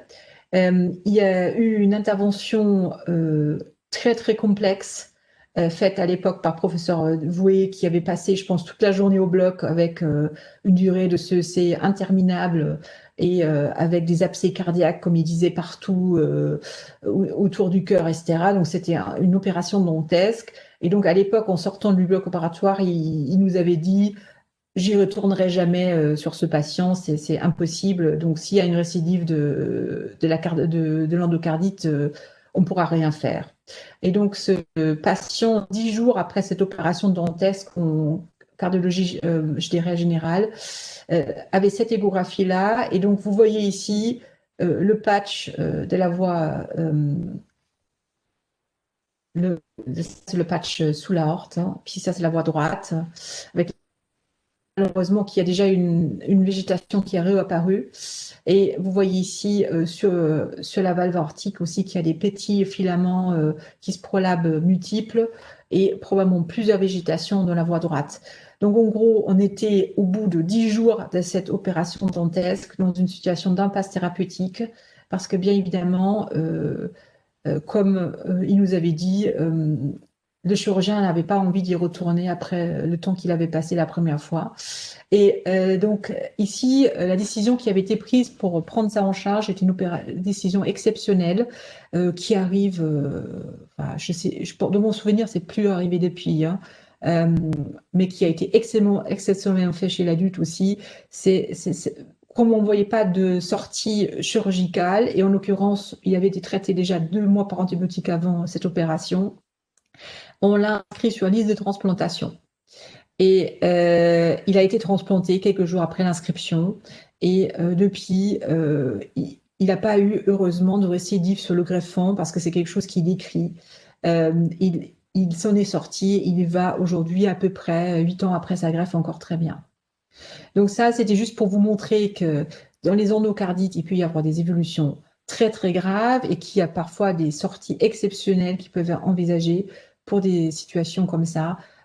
Et certains d'entre vous ont peut-être jamais entendu parler de ce genre de choses, mais c'est quelque chose qu'on peut éventuellement donc discuter en équipe collégiale pour des situations comme ça.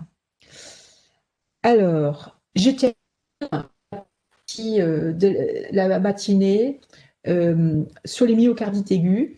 Les myocardites aigus, c'est des maladies qui ont des tableaux cliniques très hétérogènes. On peut retrouver des myocardites histologiquement dans les séries d'autopsie. Et donc, c'est parfois quelque chose qu'on peut retrouver comme explication pour la mort subite inattendue. Mais plus globalement, et ce qu'on voit dans notre pratique courante, je pense plus, et ce que vous avez sûrement déjà vu vous aussi, c'est une évolution des myocardites aigus dans un deuxième temps vers des cardiomyopathies dilatées. La physiopathologie qui se cache derrière ça, c'est quelque chose qui aujourd'hui est sous-étendu par un processus immunologique.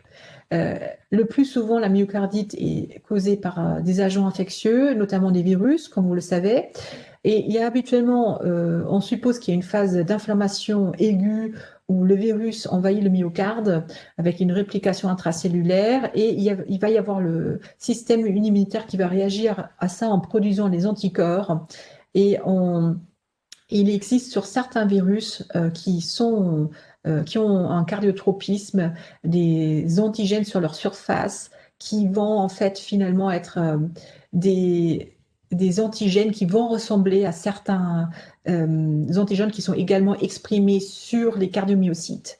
Ce qui veut dire qu'on pratique au moment où notre système immunitaire va développer des anticorps, et ces anticorps vont aussi fonctionner contre nos propres myocytes. Ce qu'on appelle la mimicrie cellulaire, hein, que vous avez déjà entendu parler, c'est-à-dire on pratique, une fois que la phase aiguë de la maladie est terminée, notre propre système immunitaire va continuer à attaquer nos propres cardiomyocytes et donc être responsable d'une destruction cellulaire qui va continuer une fois que le virus en fait est déjà éliminé par notre système propre. Cette destruction cellulaire peut générer une fibrose myocardique et amener à une dilatation et une dysfonction biventriculaire. Les étiologies que j'ai déjà mentionnées sont multiples. La plus connue et la plus fréquente, c'est les myocardites virales. Mais bien évidemment, il peut y avoir des maladies auto-immunes. J'ai mentionné notamment la maladie de Kawasaki tout à l'heure, qui peuvent être responsables des tableaux de myocardite aiguë, ou le lupus, ou la sclérodermie, par exemple. Mais tout ça, c'est des maladies, surtout chez l'enfant, qui ne sont pas très fréquentes. Il y a bien sûr la myocardite toxique, qui peut être déclenché par les anthracyclines et d'autres médicaments chimiothérapiques ou la radiothérapie. C'est souvent des évolutions plutôt lentes, un peu tardives, mais ça existe et c'est pour ça qu'on surveille les patients qui ont reçu la chimiothérapie à long terme. Et puis, vous avez tous les agents infectieux qui sont théoriquement engendreurs de myocardites, mais globalement, ce qu'on connaît le mieux, c'est les enterovirus et les Coxsackie notamment, dont vous avez sûrement déjà entendu parler ou vous avez déjà vu des patients qui ont ce type de myocardite. Alors, comment on fait le diagnostic clinique? Il y a d'abord la clinique, hein. Typiquement, c'est des enfants ou des adolescents qui vont se présenter aux urgences ou éventuellement pour l'hospitalisation avec une douleur thoracique en étant tachycarde et éventuellement avec un essoufflement. La fièvre, au moment de la présentation, n'est pas très fréquent.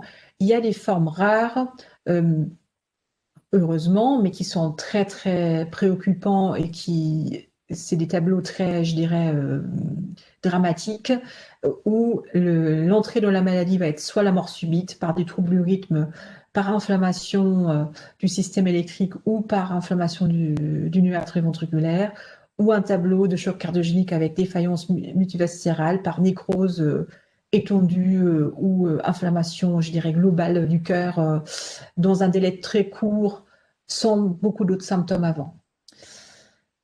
Ce qu'on fait comme examen pour faire ce diagnostic, il y a d'abord la biologie qu'on peut faire, les classiques, les marqueurs d'insuffisance cardiaque et la tropo, l'électrocardiogramme, comme je vous ai montré au début, qui montre éventuellement un infarctus du myocarde, soit localisé, soit généralisé, l'échocardiographie, qui en soit pas très spécifique, parce que ça va nous montrer une dysfonction globale plus ou moins importante. Et après, il y a tout ce qui concerne l'IRM et biopsie, on en va parler un tout petit peu plus dessus.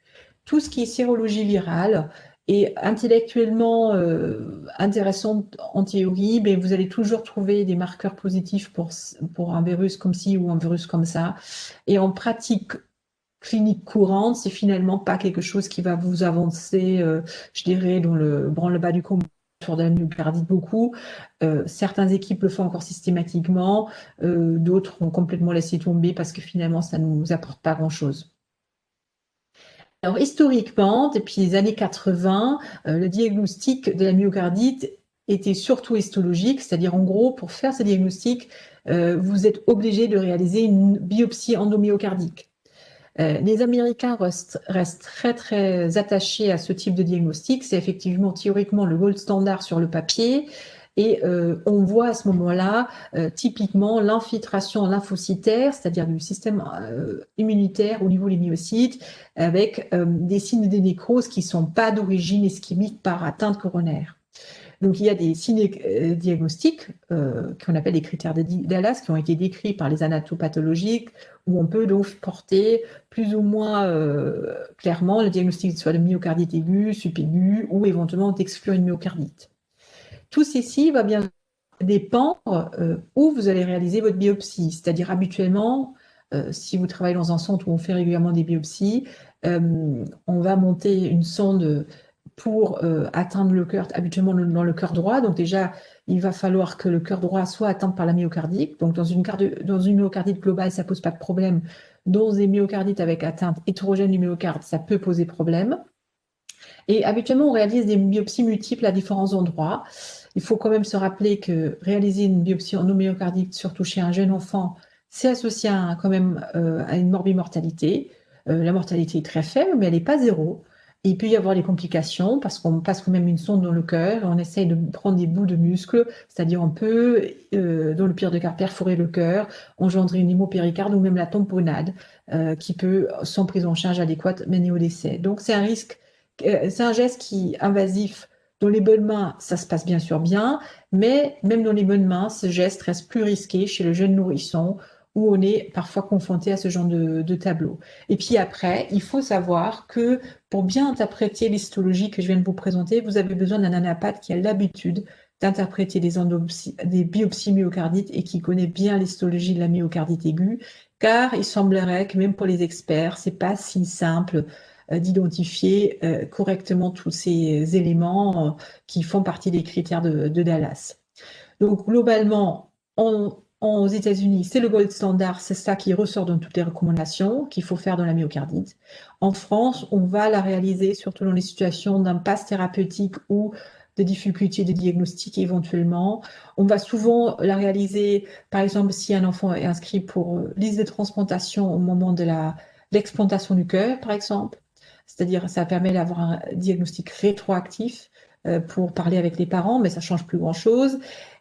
Ou au moment où on branche une ECMO, si on branche une ECMO centrale, le chirurgien peut éventuellement prendre un bout du myocarde pour essayer de répondre à la situation aiguë. Mais là aussi, bien sûr, c'est dépendant de là où le bout du muscle est pris, si on va trouver des infiltrats lymphocytaires ou pas. Si je vous montre ici les indications de la biopsie américaine, c'est parce qu'il y a un papier récent qui est sorti cette année qui reprécise la prise en charge de la myocardite fulminante et l'indication de la biopsie en myocardite. Et donc, je pense que c'est quand même important de connaître ce papier qui est sorti en Circulation.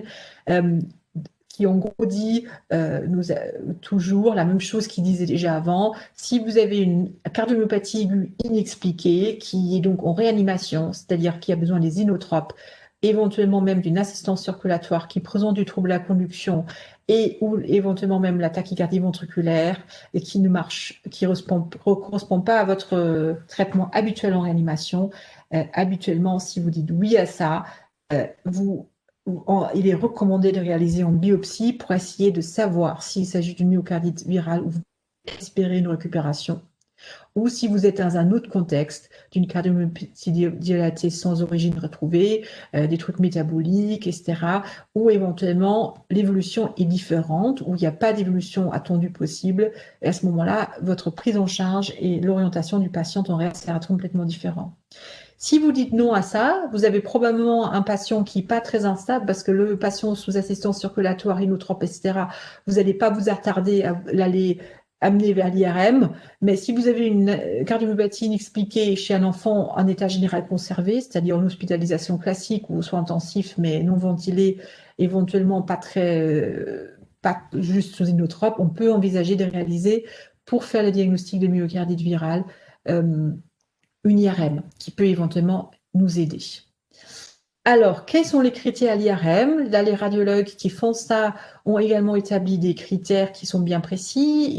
Il faut normalement réaliser 3 séquences consécutives qui montrent des éléments différents entre l'œdème du myocarde et le rehaussement précoce et tardif du myocarde après l'injection de gadolinium.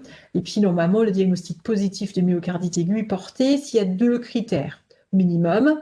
Et si vous avez seulement un critère, mais vous pensez quand même fortement que c'est une myocardite ou vous n'avez aucun critère à l'IRM, il est même recommandé de refaire l'IRM un tout petit peu de temps après. Et en termes de traitement, si vous avez une myocardite segmentaire focale, votre enfant habituellement va très bien, il peut être même juste hospitalisé de façon courte. Et à ce moment-là, vous allez prescrire un arrêt de sport, un repos, éventuellement des bêta-bloquants, et puis vous allez le surveiller en consultation. L'évolution va habituellement être favorable assez rapidement.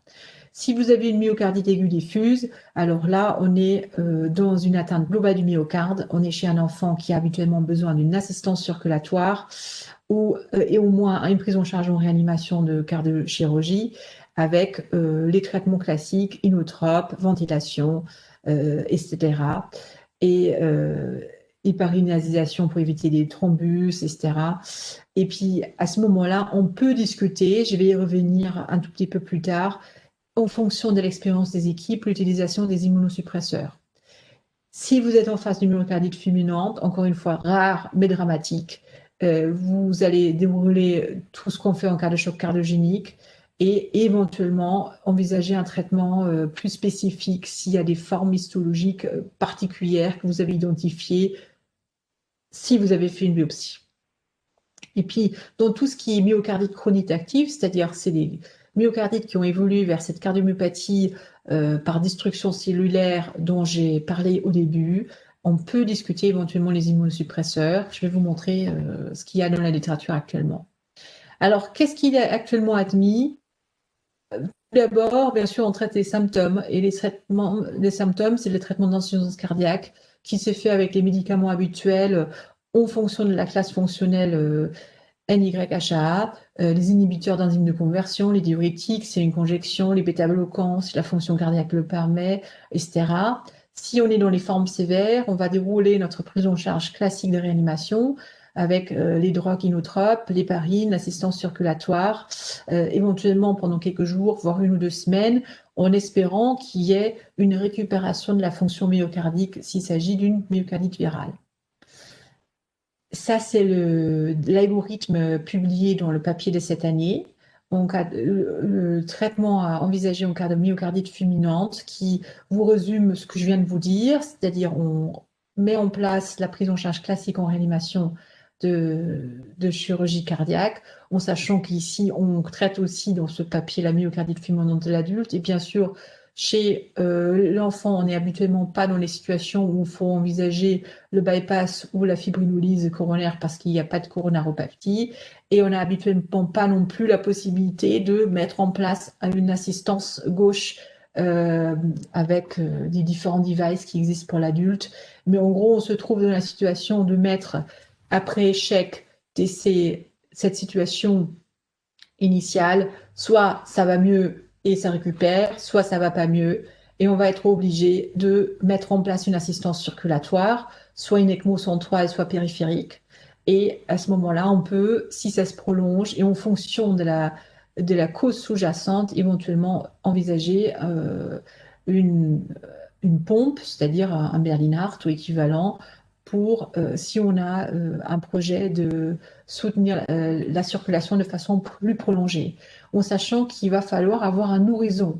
C'est-à-dire que si vous êtes chez un nourrisson qui présente un tableau de choc cardiogénique où on ne trouve pas de cause et on est en face d'un cœur qui ressemble à une cardiomyopathie dilatée et peut-être il s'agit d'une CMD idiopathique et l'enfant pèse 5 kilos, il faut à un moment donné se poser et se dire cet enfant a peu de chances de recevoir une transplantation en France en raison de l'absence ou quasiment absence de donneur pour les enfants inférieurs à 10 kilos. Donc à un moment donné, il va falloir peut-être même envisager un arrêt d'assistance parce qu'on va tourner en boucle.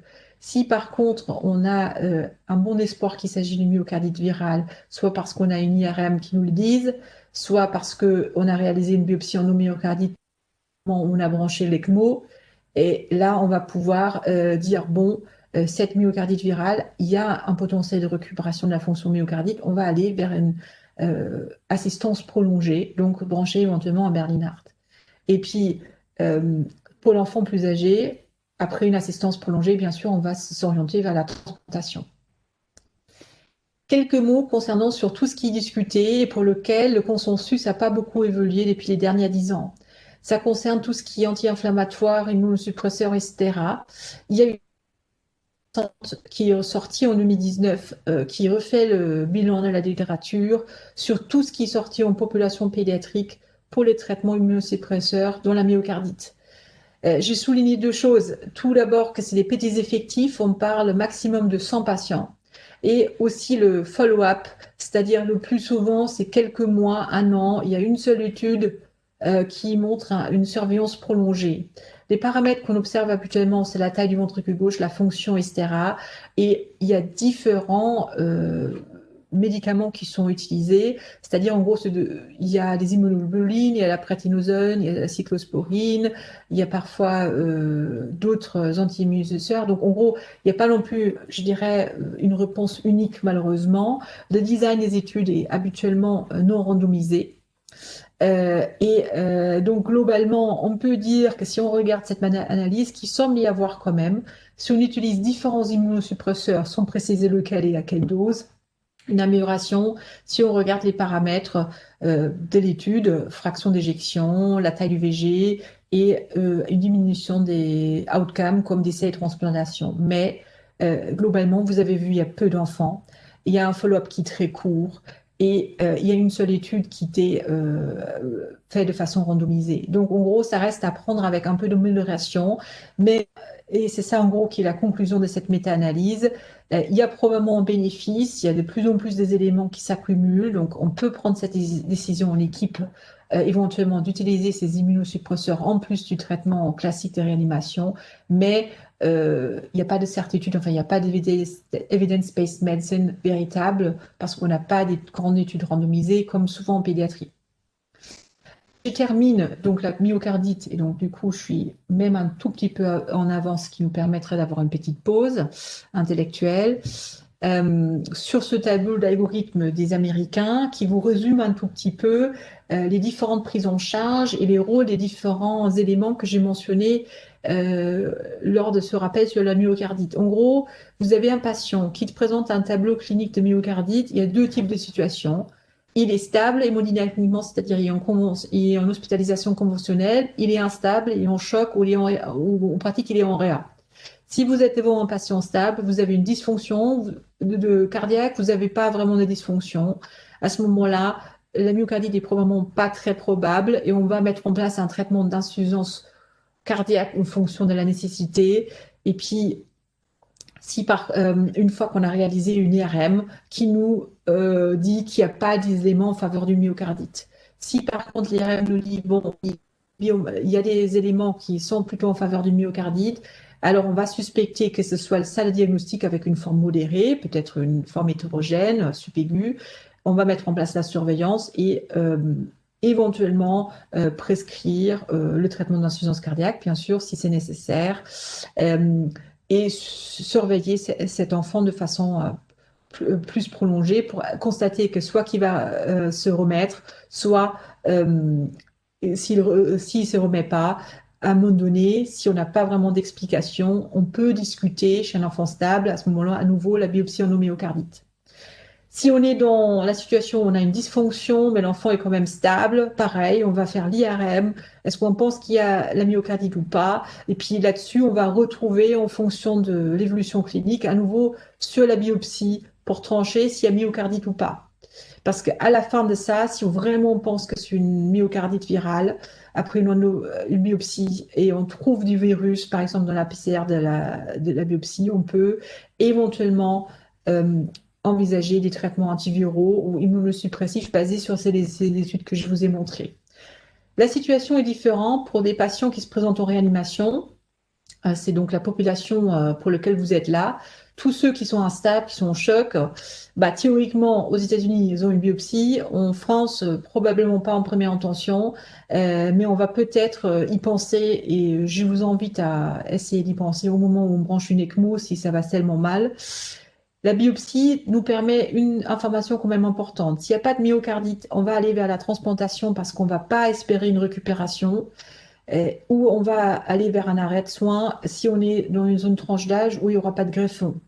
Si on est en face d'une myocardite, confirmée à la biopsie, alors là, on va envisager un soutien respiratoire, une assistance circulatoire prolongée, même mettre un berlinard, parce qu'on peut espérer que la fonction myocardite va récupérer au bout de plusieurs semaines, parfois un mois. Et à ce moment-là, on peut même observer des restitutions complètes de la fonction au-delà de cette assistance et d'être capable de sévrer l'assistance et de sortir de réanimation après cette phase aiguë. Ça, c'est bien sûr la situation idéale. Si ça n'arrive pas, à nouveau, on se retrouve dans une réflexion de transformation si on est dans la tranche d'âge où on peut envisager ça. Voilà donc pour la partie de myocardite. Je vous remercie de votre attention. Si vous avez des questions, c'est maintenant le meilleur moment, bien sûr, via le chat. Et je regarde, on a 10 minutes, 10-15 minutes là, de pause pour pouvoir souffler un petit peu, boire un verre d'eau, aller aux toilettes, enfin bon, pour tous ceux qui sont restés vraiment devant l'écran. Alors, est-ce qu'il y a des gens qui veulent poser des questions via le chat, qui ont des questions spécifiques sur un des thèmes? Voilà, dites-moi.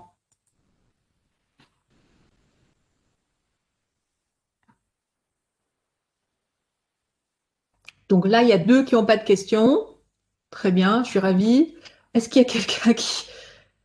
N'hésitez pas, hein, c'est le moment, hein. Je sais que c'est pas très interactif ce truc, hein. Alors là, il y a quelqu'un qui pose une question. Sans biopsie, peut-on se fier aux résultats de l'IRM ou exister des myocardites virales à IRM blanche? Euh, alors ça, c'est une très bonne question. Ça, c'est une très bonne question. Oui, la sensibilité et la sensitivité de l'IRM n'est pas à 100%, bien sûr. On est assez proche si vous avez les trois critères que je mentionnais là au début. Par contre, bien sûr, il y a des formes où vous allez avoir, par exemple, une IRM normale au début parce que vous l'avez fait trop tôt, il y a pas encore, vous pouvez pas encore visualiser d'œdème, etc. C'est pour ça que c'est important de ne pas hésiter éventuellement de re-réaliser l'IRM si vraiment, euh, je dirais, la suspicion clinique est forte. Parce qu'éventuellement, vous allez avoir des éléments dans un deuxième temps, surtout chez un enfant où vous pouvez faire l'examen plusieurs fois. Donc ça, je pense que c'est important. Et puis deuxième élément, il faut que vous ayez un radiologue c'est comme la biopsie, qui a l'habitude d'interpréter les IRM, des myocardites, parce que ça, d'après la littérature existante, c'est pas non plus quelque chose pour un radiologue général qui fait pas beaucoup de pédiatrie ou qui fait pas beaucoup de cardio. Il semblerait que c'est un peu subtil aussi, hein. Donc, il faut avoir l'expérience. Il faut que vous ayez un radiologue pédiatrique expérimenté dans les cardiopathies congénitales et dans les myocardites pour que votre interprétation soit fiable. Qui vous dit pas l'IRM normal et en fait, il y a des signes peut-être un peu subtils quand même sur certaines séquences qui peuvent faire penser ou qui peuvent au moins indiquer de refaire l'IRM une semaine après, par exemple. Donc ça, c'est important. Après, il y a une deuxième question sur la durée du traitement des bêta-bloquants. Quel délai bah, je termine déjà sur la question d'Adela. Euh, pour l'IRM, alors tout dépend les radiologues disent 1 à 2 semaines entre les deux IRM pour évaluer. Après, tout dépend aussi de l'évolution clinique, je pense. Si vous avez un tableau assez stable, vous avez ce temps-là. S'il y a des choses qui s'aggravent, éventuellement, vous allez être amené à le faire plus souvent, mais oui, à peu près minimum 5 à 7 jours quand même pour une différence. Parce que je pense que c'est surtout l'aspect tissulaire en fait qu'il faut qu'il change, hein, pour que les séquences puissent changer d'aspect. Je reviens à la question sur la durée du traitement bêta-bloquant, etc., après une myocardite. Alors ça, il n'y a pas de recommandation précise. C'est un tout petit peu comme dans le Kawasaki, en gros, c'est un peu, je dirais, à la discrétion des praticiens. On fait habituellement en moyenne quand même 6 mois de bêta-bloquant. Puis après, on peut rediscuter, par exemple, au staff, on peut dire, voilà, on refait un holter pour dire qu'il n'y a pas de trouble du rythme, ou une épreuve d'effort pour être sûr que, voilà, il n'y a pas de problème à l'effort. Et une fois qu'on a fait ça, on arrête les traitements, par exemple, hein. Mais donc, il reste quand même un traitement un peu prolongé les bêta-bloquants, même si la fonction a complètement récupéré. Les EEC ont fonction s'il y a une dysfonction ou pas, bien sûr. Si vous avez plus de dysfonction, à ce moment-là, vous allez arrêter et vous allez, par exemple, encore continuer les bêta-bloquants un petit moment avant d'envisager une évaluation, je dirais, finale ou après l'épisode. Alors, est-ce qu'il y a d'autres questions? Attends. Pareil, habituellement pour sport de compétition, après la myocardite, c'est pour ça qu'on dit on fait l'épreuve d'effort, souvent, pour dire qu'il n'y a pas de trouble du rythme, il n'y a pas de dysfonction, je dirais, à l'effort. Par exemple, comme je disais, après 6 mois ou après un an, en fonction de la sévérité initiale, s'il y avait une dysfonction initiale. Et à ce moment-là, si vous avez une épreuve d'effort assurante, à ce moment-là, vous pouvez réautoriser le sport de compétition après. Alors là, il y a une question pour le lévossimondant. Alors ça, je pense que Mirella, elle est sûrement mieux placée que moi. Euh, alors pour l'instant, chez l'enfant, il y a dans mon souvenir pas d'études récentes, je dirais, sur les cohortes qui montrent l'efficacité. Il y a des équipes qui ont beaucoup utilisé ça, comme par exemple l'équipe à Bordeaux qui était très pro pour les lévossimandans, où il y a aussi des petites cohortes pédiatriques en fait qui ont été traitées par ça, mais bon, j'ai pas je dirais, il n'y a pas de recommandation spécifique pour ça dans les trucs internationaux. Après, voilà, il y a des équipes qui ont une bonne expérience. Peut-être Mirella pourrait dire, je pense qu'elle est connectée, peut-être elle pourra dire un petit mot à ça quand elle intervient plus tard pour dire si c'est quelque chose qui est actuellement utilisé. Enfin, je pense que ça, c'est très équipe dépendant pour l'instant. Je pense qu'à Bordeaux, oui. À Marie-Lanon, je ne sais pas. Et à Necker, je ne pense pas. Alors, est-ce qu'il y a d'autres... Alors, il y a des bilans des anticorps. Alors, est-ce que c'est une question, ça? Est-ce qu'il y a des bilans d'anticorps anti-myocytes cardiaques pour réaliser une épuration ou des mesures de cardioprotection? Oui, on peut faire. Alors, c'est pas quelque chose qui fait en systématique, mais dans les cas désespérés en réanimation, oui, on a déjà fait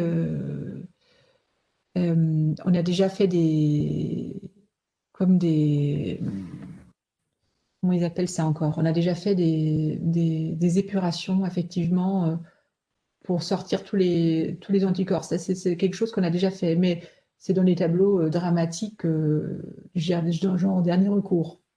C'est pas quelque chose qui rentre classiquement dans la prise en charge, hein, qu'on va envisager en première intention. Alors, traitement antibiotique après chirurgie pour endocardite. C'est pareil, c'est-à-dire en gros, il y a habituellement une décision des infectiologues si vous êtes dans un CHU ou sinon une décision locale si vous n'avez pas d'infectiologue qui donne leur avis spécifiquement sur la durée. À Necker et à Marine-la-Lausson, c'est vraiment des bactéries, enfin des microbiologistes en fait qui vont établir l'antibiogramme et les sensibilités, etc., qui vont établir la durée du traitement et la durée du traitement intraveineux et la durée du traitement péros qui est souvent encore prolongé. C'est-à-dire si l'enfant est opéré ou pas, joue pas habituellement sur le durée d'antibiotique totale. C'est-à-dire si ça a été décédé 6 semaines, c'est 6 semaines même après l'opération. Bilan biologique étiologique de première intention devant une myocardite, bah, c'est ce que j'avais mentionné au début, c'est bilan inflammatoire, la troponine pour la nécrose myocardite, le BNP pour l'importance de l'insuffisance cardiaque, et après tout ce qui est atteinte d'organes pour éventuellement exclure la défaillance multiviscérale, c'est-à-dire les lactates, acidose, enfin le pH, et la fonction rénale, atteinte hépatique, enfin bon, et l'hémostase, bien sûr. Enfin, c'est le truc classique, je dirais, euh, qui est un peu qu'on fait toujours en cas de, je dirais, présentation avec trouble hémodynamique ou choc, euh, avec en plus la tropo et le BNP, si c'est pas fait d'emblée de toute façon pour ce genre de manifestation, pour, je dirais, faire au moment de l'accueil, on sait souvent pas très bien ce qu'on cherche, donc on va au moment de l'admission faire un bilan complet, et puis à ce moment-là, si les marqueurs sont en faveur, on va dire bah peut-être on est en face du myocardite en fait, et on pas en face d'un choc cardiogénique septique ou un choc cardiogénique allergique, voilà.